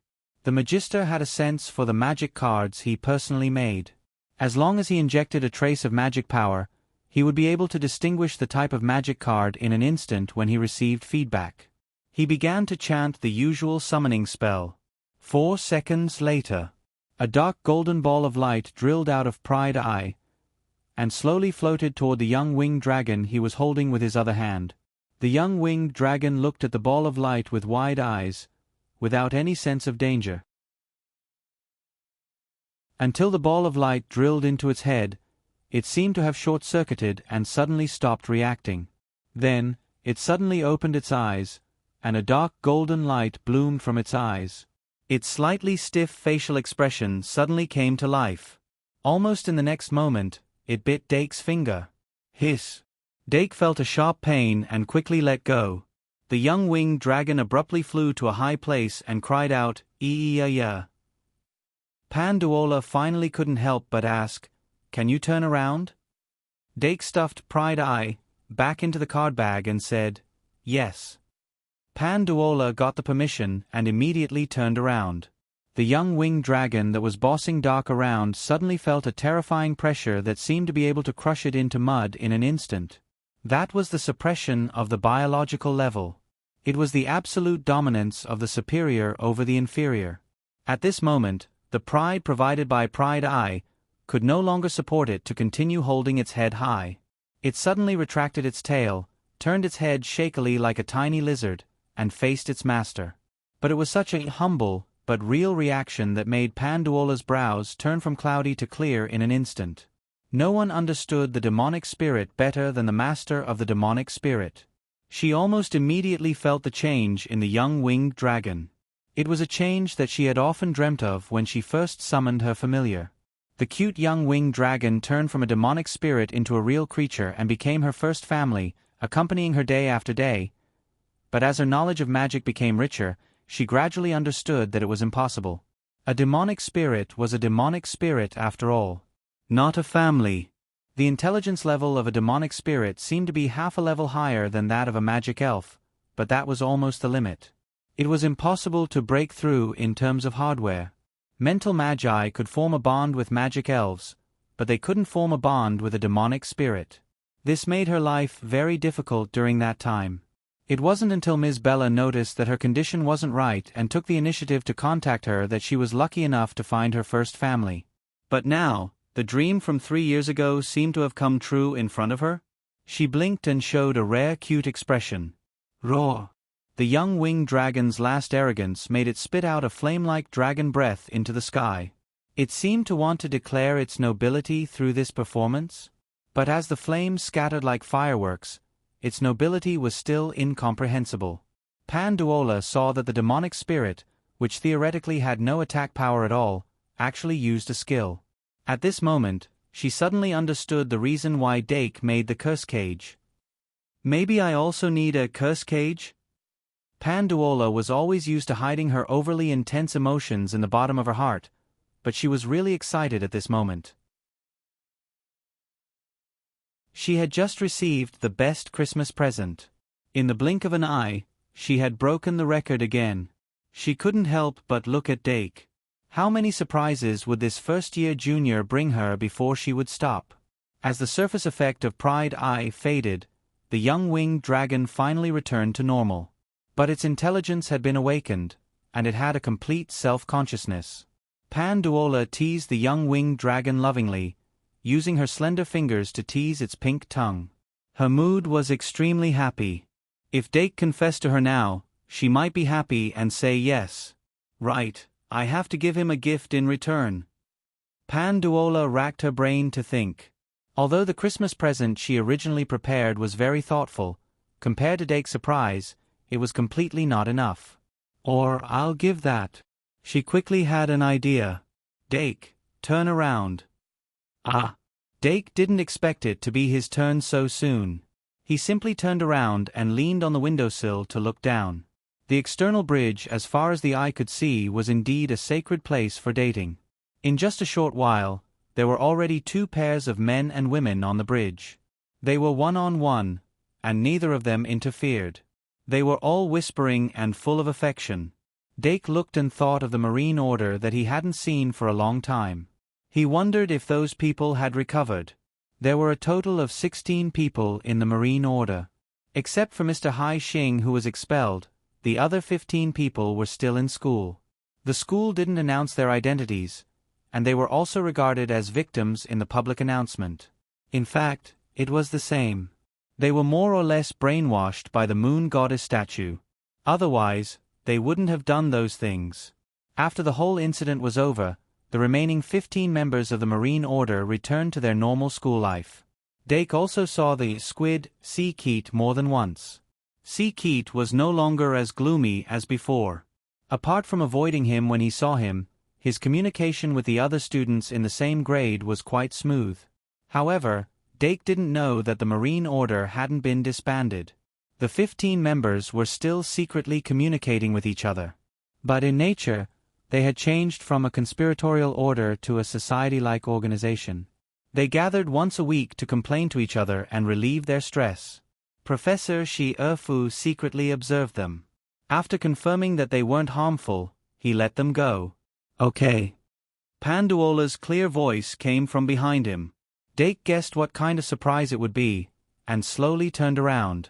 Instead, he saw Senior Sister Pandora, who was dressed in pure white, hiding her hands behind her back and looking at him playfully. The young winged dragon, who had just gained sentience, was lying on her shoulder obediently. Here, your Christmas present. After seeing Dake turn around, Panduola stretched out her hand from behind her and spread her 5 fingers in front of him. Okay. Dake took a closer look and found that there was a fingernail-sized crescent-shaped silver scale lying quietly in her palm. He couldn't help but ask, "What is this?" Panduola, the dragon's reverse scale. A dragon had a reverse scale. Touching it would infuriate it. This was because the reverse scale was the only soft scale on a dragon's entire body. A large number of nerves grew inside the reverse scale, and the surface was covered with sensors. It was abnormally sensitive. Whether it was the sense of touch, pain, or other senses, it could be magnified several times. This was one of the most important treasures of a dragon. After every dragon shed their skin, even if they threw away all of their dragon skin and scales, they wouldn't leave behind their reverse scale. Therefore, the rarity of a reverse scale far exceeded that of an ordinary dragon's scale. In a sense, this was indeed a precious gift that could be compared to Dake's surprise. Dake stretched out 2 fingers and pinched the dragon scale, observing it carefully. Of course, this was the first time he saw something like a dragon scale, not to mention the reverse scale of a dragon scale. The reverse scale itself wasn't as cold as ordinary scales, and it was slightly soft to the touch. It was said that in history, there was a soft sword that was completely made of a reverse scale. It was light, soft, and indestructible. However, Dake's first thought was that there were millions of dragon breeds or dragon elemental magical spirits. Could he use this dragon's reverse scale as the core material to refine a powerful dragon? In his mind, he didn't consider this silver-white reverse scale as a collector's item. How is it? My Christmas present is sincere enough, right? Panduola teased when she saw how serious he was. Dake was excited. He mimicked Panduola's tone and said, "Of course, this is the best Christmas present I've ever received." Panduola covered her mouth and chuckled. "I hope an even better present won't appear immediately." Dake took out a square handkerchief from his card bag and carefully wrapped the reverse scale before putting it in his card bag. After exchanging Christmas presents, the two young men and women leaned against the wall and chatted in low voices. Panduola was very knowledgeable. No matter what she said, it was clear and logical. If he wasn't careful, he couldn't stop. When Dake came back to his senses, it was already 10:30 p.m. Panduola saw that he was constantly looking at the clock tower, so she said, "Do you want to go back to the hall first? You seem to have another appointment?" 2 in 1, 4,000 words. It's the end of the month. Give me all the backlog. It's the last day of the bounty. If I don't give it away today, it'll expire. Make it to the top 10. Chapter 197. Panduola's question was actually quite casual. She didn't care whether Dake had a date or not. Although they got along well, it wasn't to the extent that they needed to care about this. Dake was so outstanding. It would be strange if no one invited him to the Christmas ball. He probably turned down countless invitations to fulfill his promise to her, right? Panduola could guess it with just a little guess. However, some people and some things couldn't be avoided. For example, Anna, who always hung around Dake. Thinking about it, he still had to deal with that clingy little vixen in the second half of the ball. How pitiful. Oh. Remember, https://m. Vipkanchu. Vipin the face of Panduola's question, Dake didn't hide it. Yes, I have to dance with Anna later. This was obviously a plus. Women were especially concerned about a man lying to them for another woman, even if the two parties didn't have a deep relationship. Panduola smiled and said, "Then let's go back. I'm actually a little cold." The dress she was wearing wasn't a thermal one. Once she stopped, she would feel cold. It was just that they were chatting happily and didn't pay attention to it. Dake couldn't help but show a hint of apology. "It's my negligence." Panduola raised her hand as if she wanted to touch his forehead, but she stopped halfway and nodded. "Don't say it like you're taking care of me. I'm a senior." "Okay. Senior." Dake raised his arm and emptied it. Panduola took advantage of the situation and held his arm as they prepared to go downstairs. When they returned to the auditorium, at least 1/3 of the people inside were gone. Not all of them were couples. Some people couldn't stand the atmosphere of the ball and wanted to go out for a walk. Then, they would often inadvertently eat dog food and choke on it. Some people would take advantage of the atmosphere to ask the person they liked out to confess. If they succeeded, they probably wouldn't come back. If they didn't, they probably wouldn't come back. The tranquility outside the auditorium was like a demon with its mouth wide open, swallowing and digesting the students one by one. But if you think that the auditorium will be peaceful, then you are obviously wrong. Inside, there would only be more dog food. The first half of the dance party was from 9 to 10. The second half was from 11 p.m. to 12 p.m. As for the 1 hour between the two rounds, it was more casual. If she liked it, she could go on stage alone and tap dance or something. Of course, most people would find a corner below the stage to eat and drink while laughing and chatting. However, there were also those who were unsettled and couldn't find any joy in it. The White Gouda was one of them. He and Luo Boat placed a piece of magic chess on the table, with a few students watching from the side. However, White kept making mistakes during the game. He would always be distracted when there was movement at the door. Obviously, his mind was not on the magic chess at all. Luo Boat felt that White's chess skills were plummeting. He was very disappointed with his friend who didn't take magic chess seriously. When White made another extremely bad mistake, Luo Boat finally couldn't help but criticize him. Magic chess has a soul. If your heart isn't here, then don't play. It was the first time that White was criticized by Luo Boat, and he couldn't help but feel a little embarrassed. He withdrew his hand and sighed, "I want to be alone." Luo Boat shook his head. "Don't be so nervous, White. There's a 3-year gap between them." White wanted to agree with him for a moment, but when he remembered that he was also part of the 3-year gap group, he couldn't help but be speechless again. He spent most of the first Christmas dance in his life worrying about gains and losses. It wasn't until the second half of the dance was about to start that White finally saw Panduola and Dake walk in through the front door. The two followed etiquette and held hands. Dake was dressed in black, and Panduola was dressed in white. It was an unusual match. But White noticed the difference in height between the two, which made him feel a little relieved.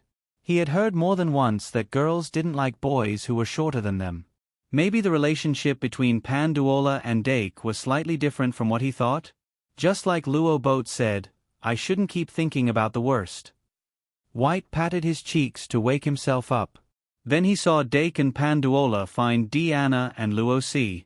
Panduola sat down on the other side of Luo C. Dake sat on the other side of Deanna. The four of them sat side by side. Deanna was happy when she saw Dake come back. Luo C was reserved when Panduola sat down.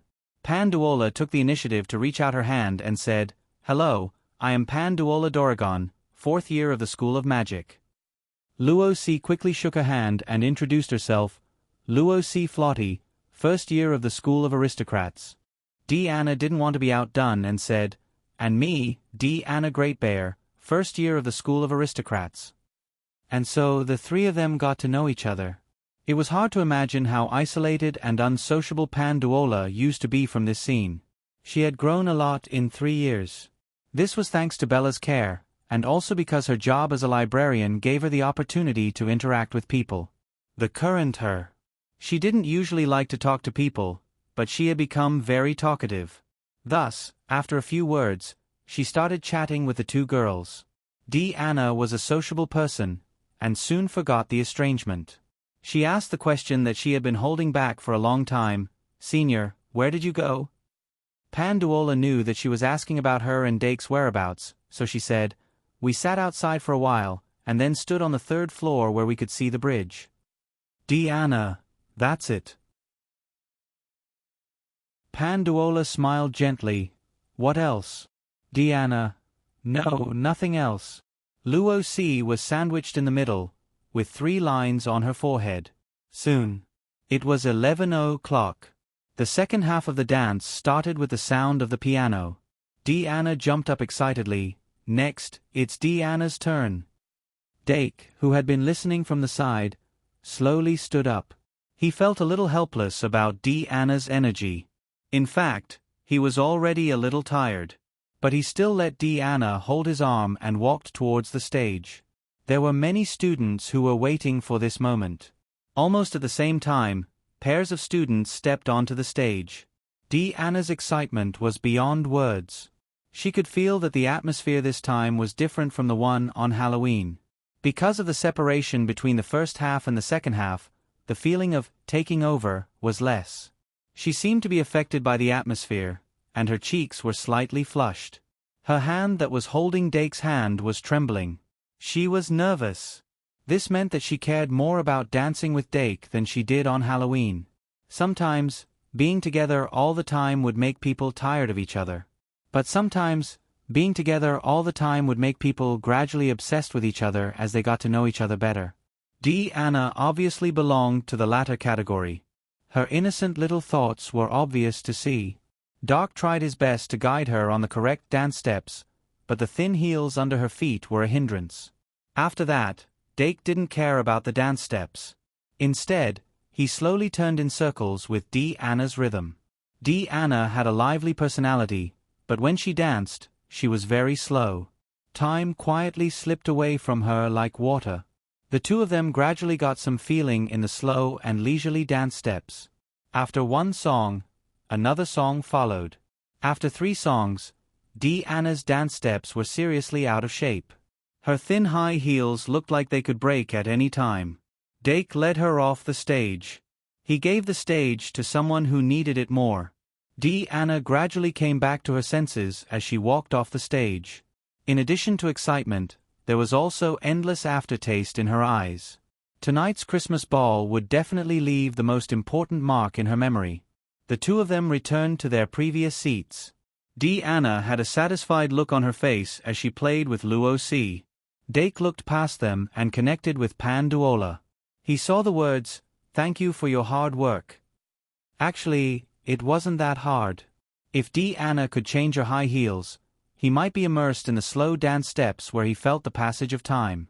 It was really a different mood. After sitting down this time, Dake thought that he could rest for a long time. Unexpectedly, it didn't take long before he saw another girl walking towards him. It was Ai Ma. She lowered her head and moved her lips quickly.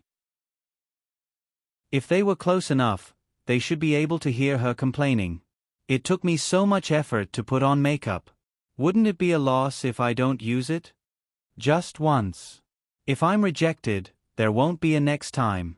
She was shy and didn't have her usual clean and straightforward manner. Panduola glanced at Dake.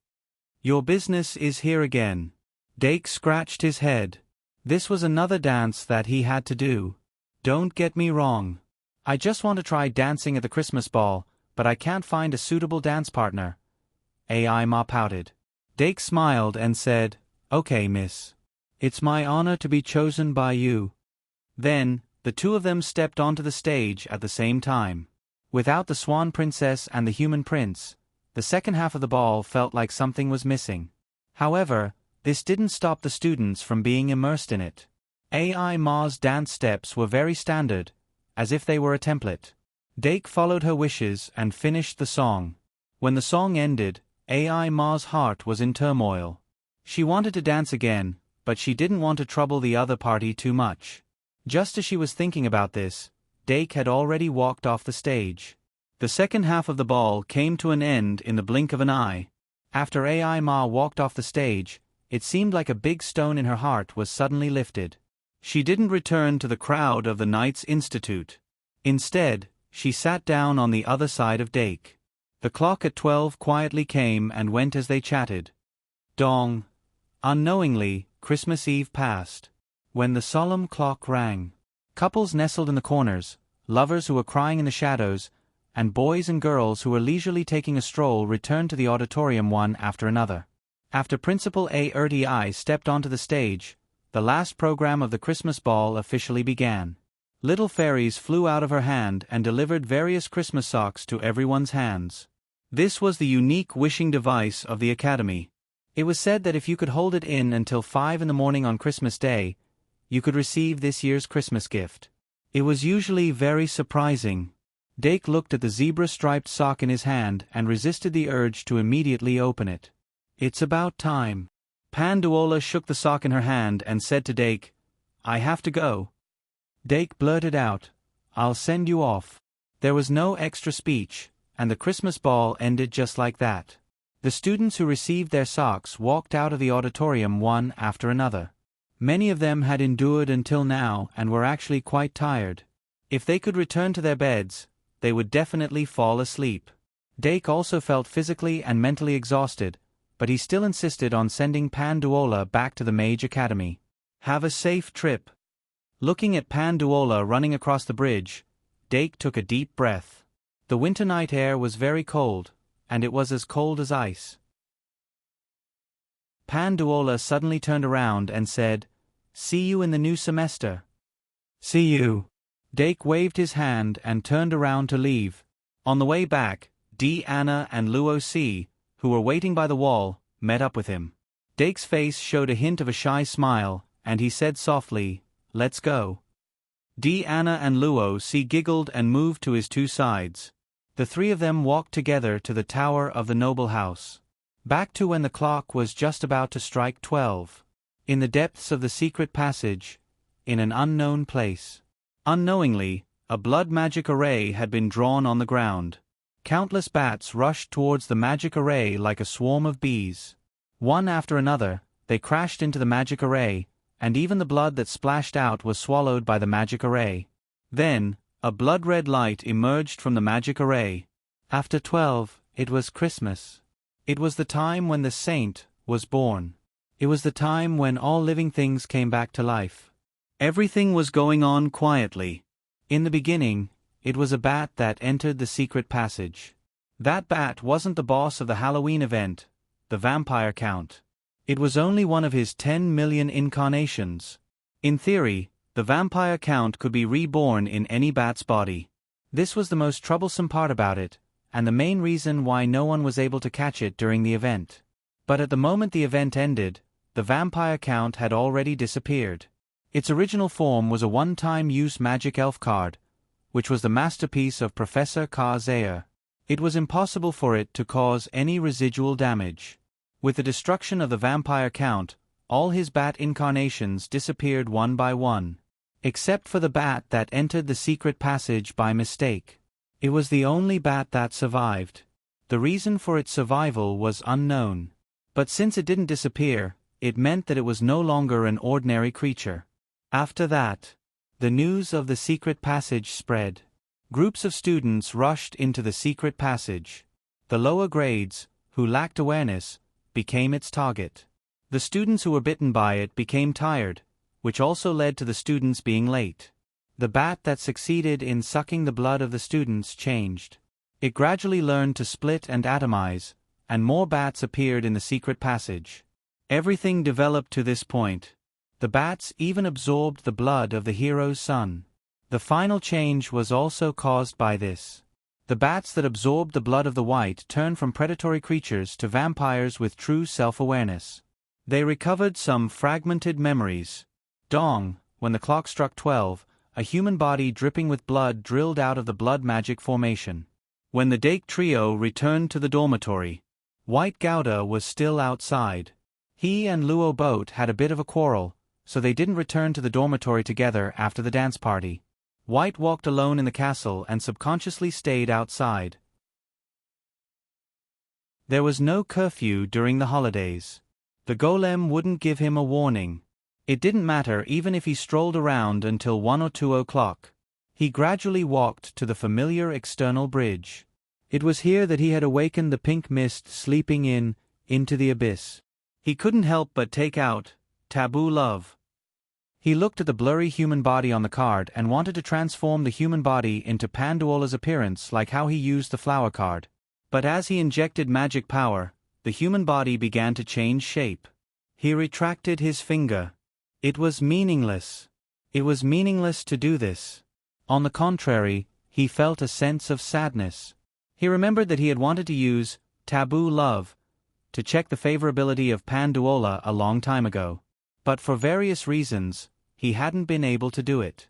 So much so that he had almost forgotten about it. I'll find a way to peek after I give her the Christmas present. After all, I gave her a present, so her favorability shouldn't be too bad. Thinking about it, White became more and more depressed. In the second half of the dance party, he could summon up the courage to ask Panduola to dance with him, but in the end, he could only watch. And Dake dimming. He obviously got the chance to dance with Panduola, but he still wasn't satisfied. He even invited other girls to dance in the second half of the dance party. That was so enviable. So despicable. White was indignant. The more he thought about it, the angrier he became. If it weren't for the fact that he didn't have any alcohol, he would have quickly evolved into a drunkard. His emotions gradually accumulated to the extreme. White leaned on the railing of the bridge and roared at the sky. Unknowingly. When he stopped to catch his breath, a hand was placed on his shoulder. Noble house. Tower. After Doc returned to the dormitory, he endured the mental exhaustion and washed up. After that, he lay down in the bathtub and fell asleep. Half an hour later, he was suddenly awakened by the cold. He quickly got up, took a shower, and crawled into the warm bed. Early the next morning, Dake slept until he woke up naturally. He stared at the clock on the opposite wall for a long time before he said, "It's Christmas. It's Christmas. I wonder how Senior Sister Pandora is doing after rushing through the night? How did Claire and Yvette spend Christmas Eve last night?" After clearing his thoughts, Dake suddenly remembered the Christmas stocking hanging at the end of his bed. Even though he knew that there wouldn't be anything too expensive in the stocking, Dake still opened it with anticipation. The surprise of opening a treasure chest only came from the process of unlocking it. There was actually an apple in Dake's Christmas stocking. "Christmas Eve is already over. Why are you still giving me an apple?"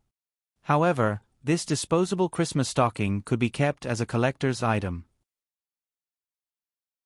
Woo! After being awakened by Dake's actions, the little devil suddenly jumped up after a short moment of confusion. "Damn it, it's Christmas. Great little devil, you actually forgot that it's Christmas today. It crawled out of the bed, flapped its wings, and flew to the corner full of presents. After waiting for so long, it was finally time to open the presents. Since it would look at it once or twice a day, the little fiendish magical beast was very clear about the location of its Christmas present. It directly grabbed the gift box with its claws, dragged it outside, and tore the packaging open in a few seconds. Then it closed its eyes and prayed for a while before it tore the packaging open.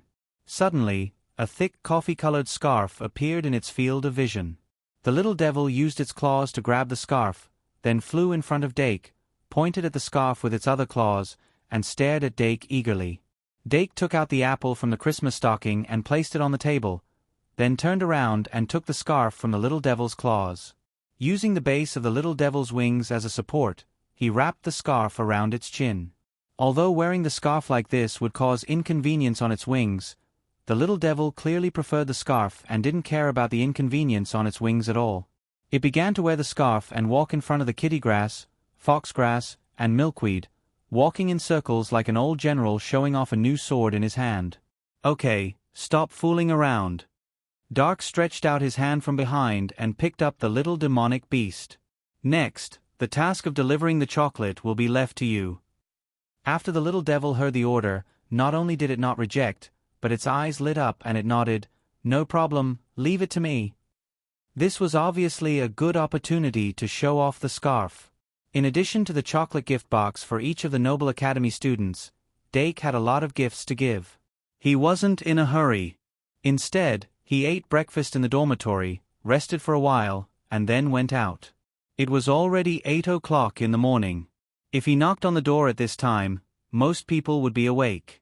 In Dake's hand was the Christmas candy gift bag that he bought from the candy store last time, the beautifully packaged signed edition of Claire's Weekly Travels, and the button eyes of a teddy bear. He quickly came to Deanna's dormitory door and knocked on the door. "Who is it?" Deanna was half sitting on the bed. She was just woken up by the little devil who came to give her the chocolate gift box. She wanted to go back to sleep. When she finally opened the door with difficulty, it was already a few minutes later. Dake.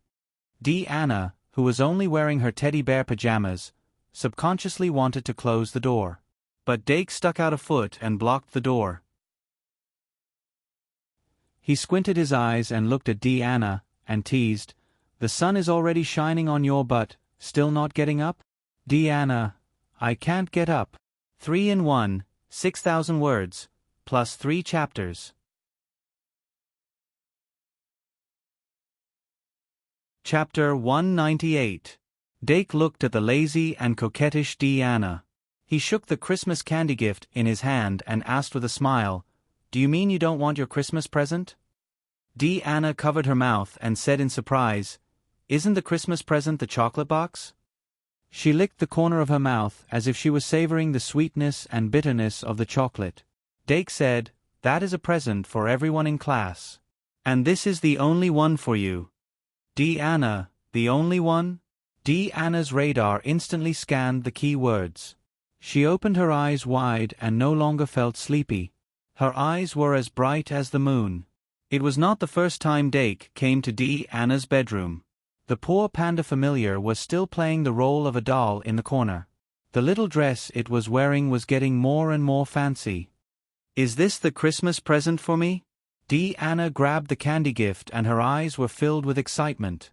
The website was https://m. Vipcanchu. VIP. Obviously, the candy gift was much more attractive to her than the other present in Dake's hand. Dake looked at her helplessly. Then, he twisted the button-like eye and waved it in front of her eyes. "Button, what's wrong?" She was confused. Dake had to explain, "This is the prize I got from the Halloween costume party. It is the eye of a zombie doll bear. If you use it well, it may be a great way for you to get a 4-star magical elf." 4-star? Deanna's eyes lit up. "Then I will," Dake frowned and said seriously, "study it carefully. You are too exaggerated." Deanna said, "Girl's word." After reminding Deanna not to use the precious bear eye, Dake left with Claire's Weekly Travels. Next is Luo C. He turned and walked to Luoxi's room and patted it lightly. The sound was transmitted into the bedroom through the door. Luoxi obviously reacted faster than Anna. Although she was also wearing pajamas, her bangs had already been combed. Dake didn't go into her bedroom. Instead, he took out Claire's travels and handed it to her. "This is Professor Claire's travel book. It's signed." Luoxi immediately showed great interest. She asked, "Would you like to come in and have a seat first? I have a Christmas present for you too." Dake had originally planned to leave after sending him off, but after some consideration, he still walked in. Luoxi's cat Grass dragged its round body over, and Dake couldn't help but put it on his lap and stroke it. This Garfield cat was so meaty that it felt especially good to touch. There was no need to worry about getting sick from being too fat. It was simply the best in the world. Luoxi knew that Dake had 3 pots of cat grass in his bedroom. He was a real cat lover. She took out a gift box from the drawer and pushed it in front of Dake. Dake looked at it carefully. He felt that the gift box was just the right size to put 2 books, but it obviously didn't contain books. What could it be? Guessing before revealing the Christmas present was one of the great joys of Christmas. However, Dake guessed several times, and Luoxi said that it was wrong. She blushed and stopped Dake from opening the gift box. "Let's go back and see." Dake didn't understand, but he did as she said. As soon as he went out, he saw Anna opening the door and looking out. Anna saw him and waved at him. "Dake, I haven't given you your present yet." Speaking of Anna's present, Dake couldn't help but recall Anna's sudden question last night. "Dake, do you like bears?" He couldn't help but have an ominous feeling. She won't really give me a bear plushie, will she? From entering to leaving the house, Dake took a total of 2 minutes. He didn't have a bear plushie in his hands, but he had a bear pillow. Anna gave him a bear pillow the size of his body. What the F***CK? Dake took advantage of the empty corridor and ran back to the dormitory with the bear pillow in his arms. If someone saw him like this, his heroic image as the son of a duke would be ruined. When he got back to the dormitory, he threw the bear pillow on the bed and picked up Luoxi's present. The gift box was flat and square. What's in it? When Dark recalled Rose's flushed cheeks as if she had drunk alcohol, he felt that the things inside were definitely not simple. However, after he opened the box, he found that it was just a set of thermal underwear. One gives a pillow, the other gives underwear. Dake didn't have the energy to complain. He thought about how to send AI Ma's Christmas present to the Night Academy. It would be great if I could meet her in the library. But it's Christmas now. No matter how hard she studies, she still has time to rest. Maybe it's a good idea to let the little magical beast go in from the balcony? He glanced at the little magical beast and felt that it would work. The present for AI Ma was a box of apple juice. It was very heavy. Dake tied a rope to the box so that the little magical beast could use its claws to grab it more easily. However, it didn't have enough strength to fly. After a while, it couldn't move anymore. It was easy to solve this problem. Dake took out Pride Eye. Under the effect of Pride Eye, the little magical beast's strength increased for 15 minutes. It was more than enough to pull the box of juice. But before that, he needed the Delu beast to help move it. After finalizing the plan, Dake walked to the tower of the Night Academy. When he reached the front of the tower, he summoned the little magical beast and used Pride Eye on it. The little fiendish beast, which had gone from being powerless to having the strength to truss a chicken, finally managed to grab the juice and fly up in a wobbly manner. The first-year students lived on the 2nd floor. It was easy to find AI Ma's dormitory. Sure enough, in less than 10 minutes, the little magical beast completed its task. Did I give it to the wrong person? Dake was worried. The little magical beast patted its chin and said, "I, the little magical beast, have never made a mistake." Dake. However, Emma had woken up an hour ago. When the little magical beast flew to her house with the box, she was wearing fluffy otter pajamas and reading on the balcony. She was shocked. Then she opened the balcony's grill and moved the box of apple juice in with the little magical beast. It tastes surprisingly good. Is this really handmade? AI Ma tasted the apple juice and felt that it was incredible. In her impression, Dake was almost omnipotent. But there was a limit to being omnipotent, right? How could he make juice taste so good? She felt that she fell in love with the taste of the apple juice. But after drinking it, AI Ma had to face a serious question. What should she give in return? Dake returned to the dormitory and counted the last gift list. There's still Professor Ka Zayer, Professor Li Li, and Professor Shi Erfu left. Let's give them all. At this time, the probability of the professors staying in the dormitory was higher. Dake summoned the Dilu beast again and left with the 3 gifts. He was very familiar with the way to the professor's dormitory and he had the key card left by Claire. Dake found Professor Ka Zayer's dormitory first. He had a good relationship with Professor Ka Zayer, but of course, this was the first time he visited his dormitory. Knock, knock, knock. Who is it? The professor's voice came from inside. He sounded very awake. Dake said, "It's me, Professor." Dimming. Professor Ka Zayer opened the door and revealed a crack. After seeing that it was really Dake, he said in surprise, "Why are you here?" Dake took a small gift box from the Dilu beast and shook it in front of Professor Ka Zayer. "Merry Christmas, Professor." Professor Ka Zayer touched his messy hair and sighed, "Merry Christmas." Then he opened the door a little more, just enough for one person to pass through. Dake walked into the room and looked around. Professor Ka Zayer's room was surprisingly clean, but every piece of furniture was one size smaller. He put the book, The Old Knight of the Border, on the table and said, "Professor, do you like reading novels?" Professor Ka Zayer shook his head. "Occasionally." Dake pointed at his head and smiled. "Then read more. Good novels are good for divergent thinking." Ka Zayer couldn't help but grin. "Are you saying that I'm stubborn?" Doc laughed dryly, thinking that the professor was indeed a professor. He could even tell something like this. Ka Zayer shook his head. "I don't usually read novels, but since it's a Christmas gift from you, I'll finish reading it." "Alright, wait, I have something here that I can give you in return." Dake asked curiously, "What is it?" Professor Ka Zayer, "Wait." Then, he rummaged through the cabinets and finally found a ring. The ring was small and made of black metal with 3 holes. Seeing the arrangement of the 3 holes, Dake immediately thought of a bowling ball. Well, it was a magic ball. Professor Ka Zayer tossed the ring over and said, "This is a magic ring. You can use it to train how to conduct magic power remotely and manipulate a magic ball remotely." Dake caught the ring and observed it carefully.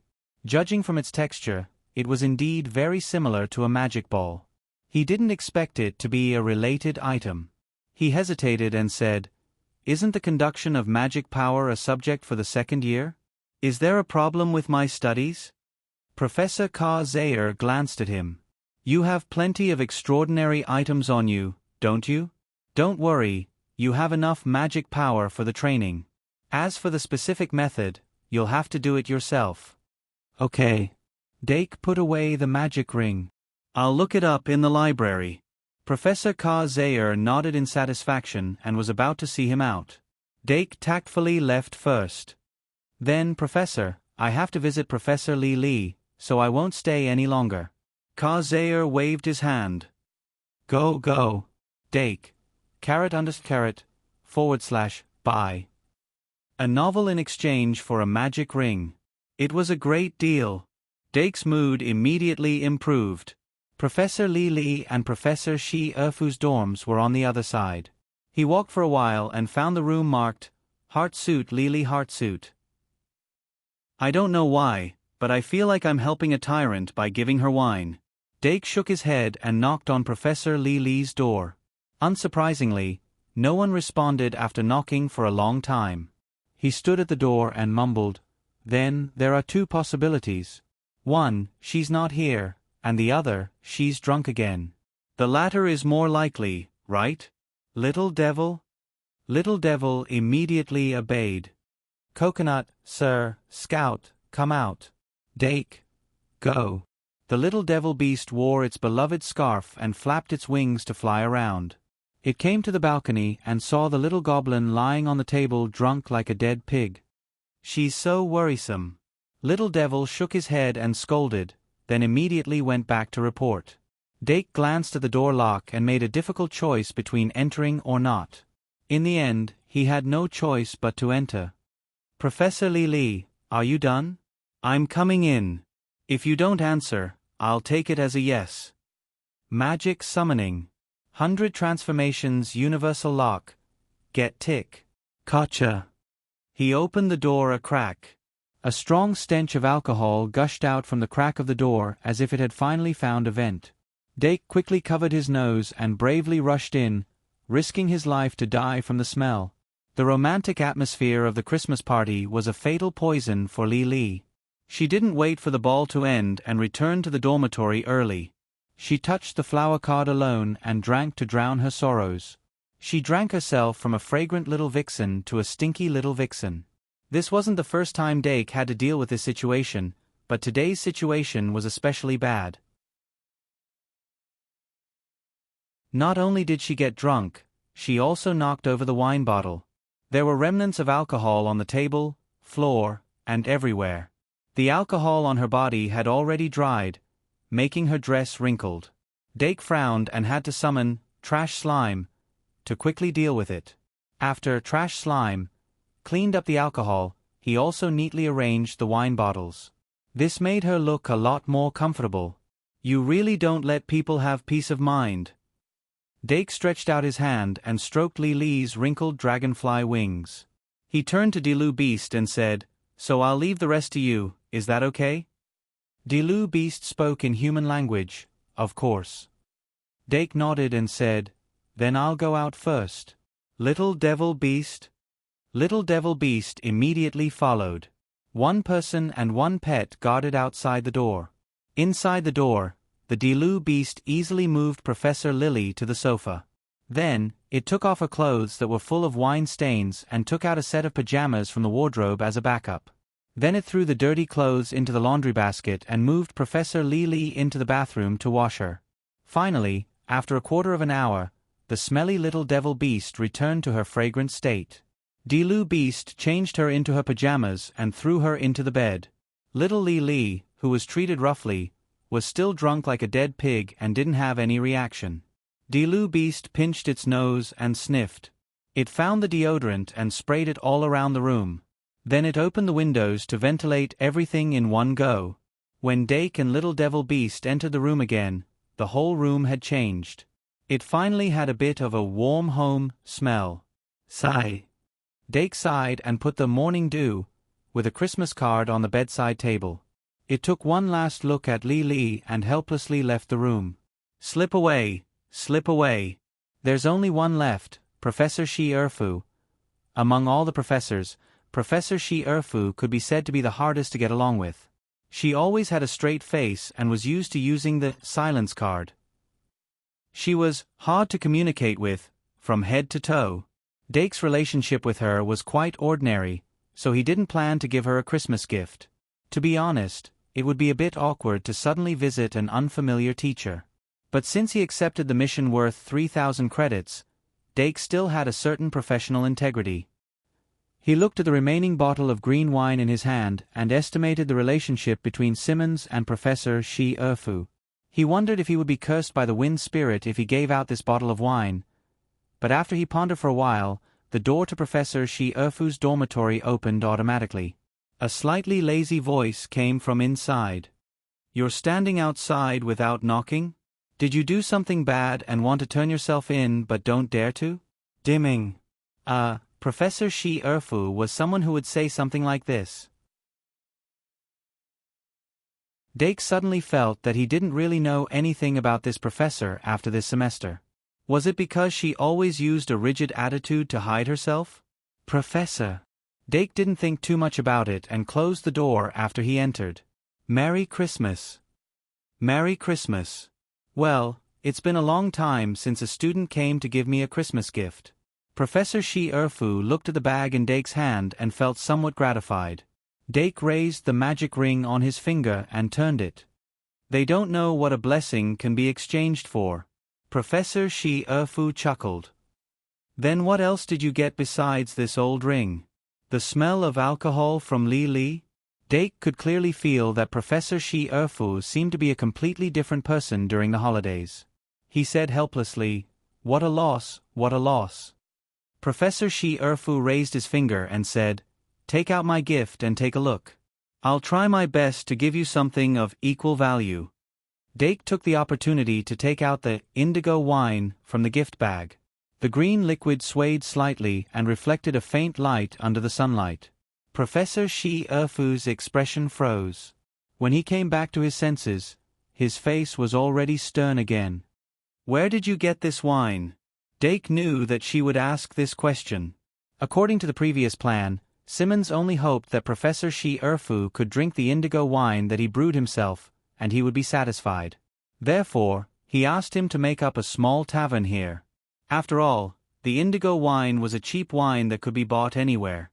However, Dake didn't want to do that, because it wasn't part of the mission. He said solemnly, "Uncle Simmons from Traveler's Street begged me to give it to you." Shi Erfu frowned. "He's still in that smelly corner?" Dake thought for a moment and said, "He said that he would always be there." The corners of Shi Erfu's eyes twitched. He turned his head and looked out the window. From Dake's angle, he couldn't see her eyes anymore. She said sternly, "Take the wine back and tell him to get lost." Dake shook his head and said, "I can't do that.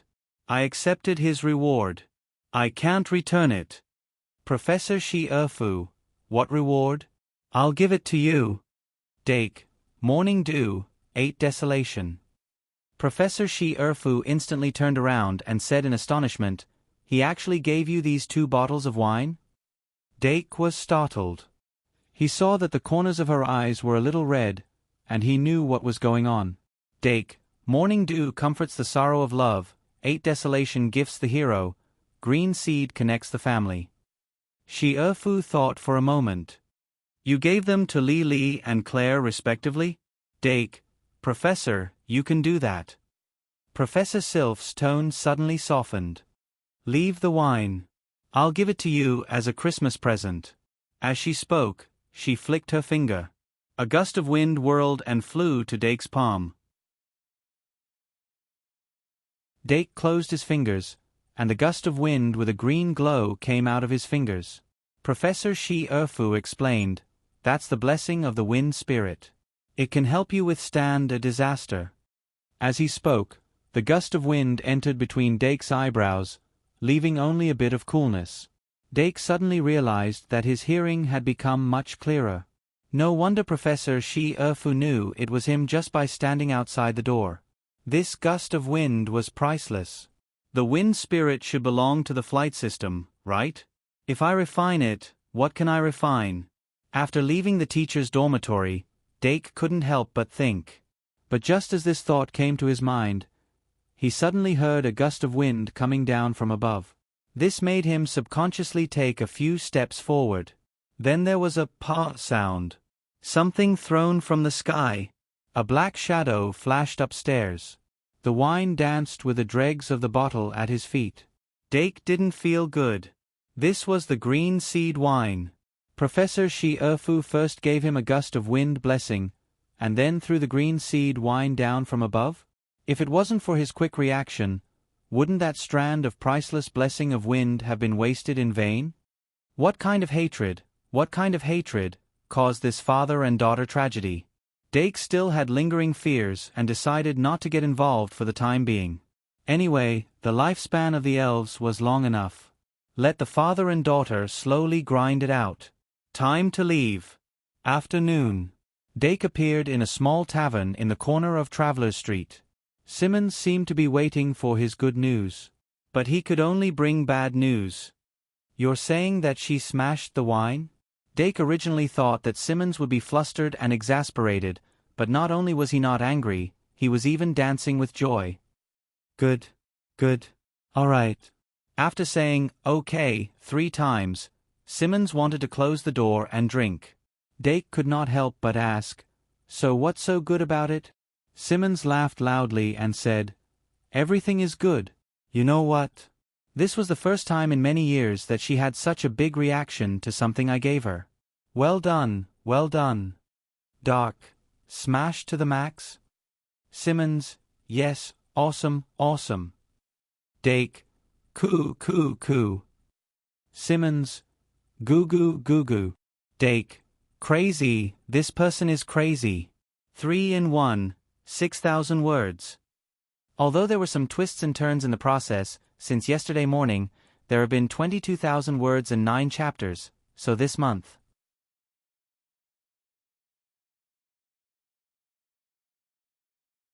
Chapter 199. No matter what, at least Simmons himself looked quite happy. Perhaps to him, this was already the best Christmas present. Dake quietly left the tavern. The Christmas celebration in Travelers Street was unprecedentedly grand. It was packed with people since noon. Walking on a slightly more secluded path, his ears were still filled with the endless laughter of the crowd. But at this moment, his heart gradually calmed down. Although the war had ended, the remaining sorrow did not stop. The peace and laughter today were exchanged for by the sacrifice of the older generation. Whether it was Professor Li Li or Professor Shi Erfu, they all left behind irreparable regrets.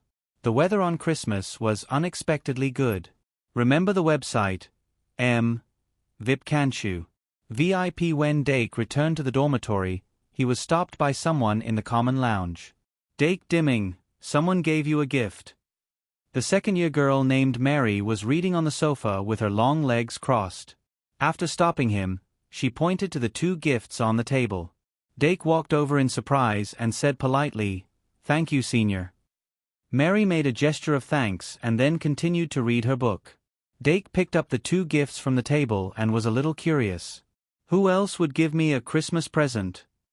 One of the gifts he could think of was AI Ma's return gift, but he had no idea about the other one. It couldn't be Eudora, right? But Eudora was a classmate of the Aristocrat Academy. She shouldn't need this senior to pass it on, right? So who gave it to him? Dake didn't open it immediately. Instead, he found a seat in the common lounge and sat down. At this time, most of the students were playing in Travelers Street. The common lounge was very empty, and he didn't have to worry about being disturbed. He put the 2 gift boxes on the table and picked them out in a good mood. The gift on the left was a square box wrapped in pink. It was a little girly. It was very likely AI Ma's. The gift on the right was wrapped in a Christmas gift box. It was quite heavy. Of course, the surprise has to be left for later. Dake picked the pink gift and then opened the packaging, revealing a gift box. He opened it again, revealing a smaller gift box. He opened it again, revealing a smaller gift box. Then, he opened it again. Trying to play this game with me? Black lines appeared on Dake's forehead. In the end, he opened 9 boxes in a row before he saw the real gift. It was an ancient gold coin. This ancient gold coin was not standard enough, but the material used was very special. The portrait on the front was a little blurry, but one could vaguely make out that it was wearing a crown. It should be the king of that time. On the back, there was a building similar to a golden pagoda, which reminded people of the 8 murals. Everything made sense now. The 8 murals did not appear out of thin air. It was because AI Ma entered the secret passage that the mural appeared. Doc was just a third party who had interfered. He frowned slightly and picked up the Christmas card under the gold coins. On the small card, there was a simple drawing of the image of a Christmas girl, and beside it was the name, AI Ma Métis, written in ancient characters. Sure enough, it's a gift from AI Ma. This is bad. The value of this ancient gold coin was much more valuable than a box of apple juice.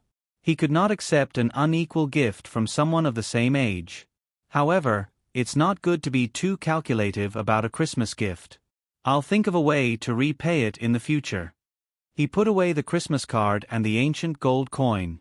Dake's gaze turned to another gift. Not to mention anything else, this gift was really valuable. He did not look at it anymore and directly opened the gift box. This time, There weren't any strange designs. There was a whole set of books lying quietly in the gift box. It was the super best-selling book series, Ali Baba's 14 Ways to Slay a Dragon. And from the 1st to the 7th, there were a total of 7 books. Who gave this to me? Dake was a little surprised. He immediately picked up the Christmas card that was placed on top of the book. It was a very ordinary storefront style, the same type of gift Dake received when he bought things. He opened the Christmas card and saw the names of the donors. White and Luo Boat. Dake looked at it repeatedly and confirmed that it was indeed a gift from the two of them. He could not help but be surprised. Have they not given up on improving my favorability? No matter what, he had to give something in return. Dake thought for a while and put the whole set of Ali Baba's 14 Ways to Slay a Dragon in his dorm before leaving again. That night, when White and Luo Boat returned from Traveler Street, they received a gift from Dake from a classmate. The two of them looked at each other, took the gift into White's dorm, and stared at it for a long time. Luo Boat said hesitantly, "We received a Christmas gift?" White nodded slightly and said bitterly, "Yes, it's the first gift other than ours." Luo Boat suddenly realized, "That's not right. As long as we give a gift, we will get a gift in return. Why should we wait for others to give us a gift first?" White. In fact, even the set of Ali Baba's 14 Ways to Slay a Dragon was given to Dake by accident. White had thought about using a Christmas gift to gain Dake's favorability 2 months ago, but because of the crisis of trust in taboo love, he gradually forgot about it. So he originally wanted to give this set of super popular books to Panduola as a Christmas gift. But after he finally mustered up the courage to ask a senior from the Magic Institute, he learned that Panduola had gone on a long trip last night. Naturally, he could not give her the gift. Christmas gifts were time-sensitive, so if they could not be given today, they would lose their meaning. White was very disappointed. But since he had already bought the gift, he could not just throw it away, right? Thanks to Luo Boat's reminder, he remembered the mission to unlock favorability. As long as he raised Dake's favorability to 80, he would unlock a reward. Even though he did not want to give the gift to Dake at the time, under Luo Boat's urging, he still gave it to Dake. But he did not expect Dake to give him a gift in return so quickly, one for each of them. Luo Boat, what kind of gift is this?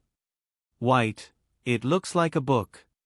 Luo Boat thought for a bit and said, "Because we gave him a book, he gave us a book. That's reasonable." White, let's not guess, just open it and see. Luo Boat, together. White, yes. So the two solemnly opened the two gifts at the same time. Instantly, nothing happened. There were indeed books in the gift box. The two read out the title of the book at the same time. Luo Boat, Dake Diming's Notes on Magic Potions. White, Dake Diming's Notes on Arithmetic.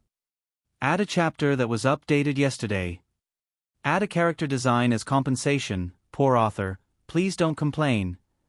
The design has been melted down.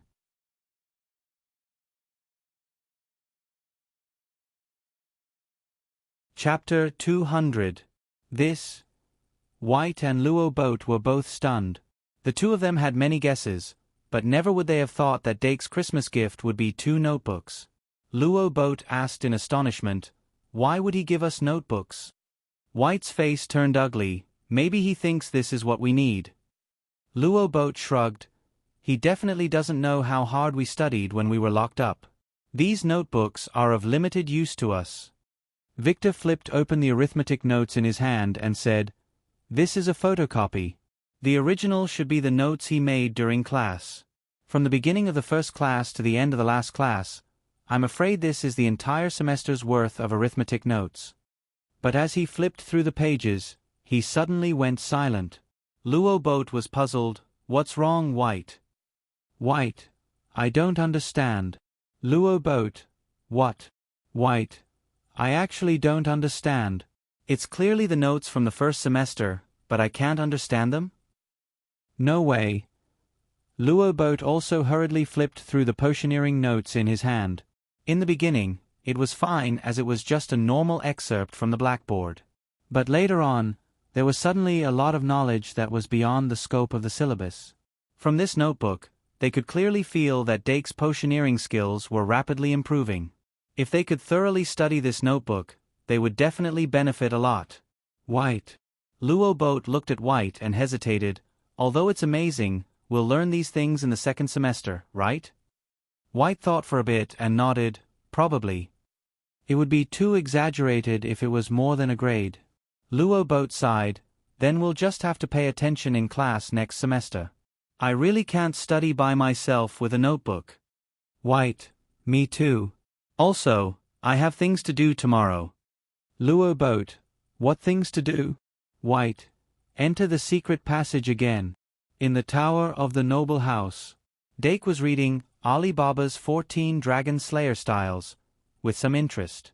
After he received this gift, he thought for a bit and went to Traveller's Street to print 2 copies of the notebook to give to White and Luo Boat. Gifts naturally had to be given to someone who needed them. As for what Victor and Robert would do with the gifts after receiving them, that was none of his business. At this moment, as the first-year students of the Aristocrat Academy returned from Traveller's Street one after another, he had received a large number of additional Christmas presents. Although they were all chocolates, candies, biscuits, cookies, and other things, the amount of Christmas gifts was enormous. So much so that he was already considering whether he should call Diana over to deal with it. He thought carefully. There were 4 most useful gifts he had received this Christmas, and they were as follows. 1. Reverse Scale Magic Ring Blessing of the Wind 4. Ancient gold coins. In terms of quality, it could only be described as a good harvest. But Dake always felt that he was missing something. He tapped the book and was a little distracted. This, Ali Baba's 14 Dragon Slayer Styles, was a story that happened in an ancient civilization in the last century. Ali Baba, a poor woodcutter, accidentally stumbled into the Fairy King's maze on his way to cut firewood. He went through hardships, broke out of the maze, and also got the treasure of the Fairy King. 14 dragons, who had been eyeing the treasure of the Fairy King, heard the news and came. In order to protect the city, which was threatened by the dragons, Ali Baba had to use the treasure of the Fairy King and kill the 14 dragons in 14 ways. The whole story was clear, the structure simple, but the narrative was vivid. There was a detailed description of the cultural background and the harsh environment at that time. It was not only a best-selling story, but also an exquisite book that could take readers into the book world and experience the rise and fall of ancient countries. Through the surface of entertainment, one could learn a lot from the inside. After Dake finished the first episode, he closed his eyes and savored it. 2 minutes later, he opened his eyes and was ready to continue watching the second episode. But just as he opened the second episode to the table of contents, a little light flew in from outside the window and went straight into the half-open ventilation window. Dake glanced at it and let down his guard. It was a griffin-like elf, one of the major elves of the principal of ARTI. At the Academy assignment ceremony, it was this elf who gave him the Academy card, so he had a deep impression of it. "What's the matter?" Dake's tone was quite gentle. The griffin elf circled around the room a little, as if to confirm that there was nothing indecent. After confirming, it flew back to Dake and began to glow and transform. As the glowing body grew longer and longer, a breathtaking body stretched out. The principal of ARTI appeared in front of Dake. Even without makeup, she was still beautiful. "Merry Christmas." Dimming. The principal of ARTI spoke through this temporarily transformed body. Dake finally remembered what he had missed. He shrugged and said, "A belated greeting, Principal." "Well, Merry Christmas." The principal of ARTI pushed the silver hair that fell on her chest to the back of her head, a trace of tiredness appearing on her face. "Sorry, I've been very busy recently." "So you weren't the real you last night? You're really something, Cynthia St. ARTI. Doc suddenly noticed the Hua point. Suddenly, there was something stuck in his throat that he had to spit out. The principal of ARTI ignored his strange expression and asked with concern, "Did you find the treasure left by Yvette?" Dake shook his head. "I'm going to look for it tomorrow. It's a good way to pass the time." ARTI. That's reasonable. Dark. Why don't you just tell me what the treasure is, Principal, so that I can satisfy my deep love for my mother? If you know, you don't have to go. Aerti shook her head. I don't have the bad taste of prying into other people's secrets. Whether it's a vet or Brett, their treasures are left for students who are fated to find them. I'm already overstepping my boundaries by giving you the treasure map. As for the secret of the treasure, you'll have to find it and decipher it yourself. Decipher it? Dake realized that he had caught on to another key word. But since the principal of Aerti couldn't provide him with information about the treasure, Dake hoped that she could deliver it as soon as possible and then say goodbye. However, the principal of Aerti seemed to want to treat tonight as a rare leisure time after her busy schedule and kept chatting with him about random things. She was like an old woman who had lived alone for a long time and suddenly caught a child who had mistakenly entered her backyard. She couldn't stop talking. Dake had the mentality of respecting the old and loving the young, so he chatted with her until 10 at night. Suddenly, there was a knock on the door. Dake was just wondering who would visit so late at night when he saw the principal of Aerti turn back into a griffin and fly to the top of the cabinet to hide. Are you a thief? Dake's mouth twitched, but he still went to open the door. Standing outside the door was the present. Another chapter updated yesterday. A new day after 6. Continue to update yesterday. You're tuning in to the Narrate and Escape YouTube channel.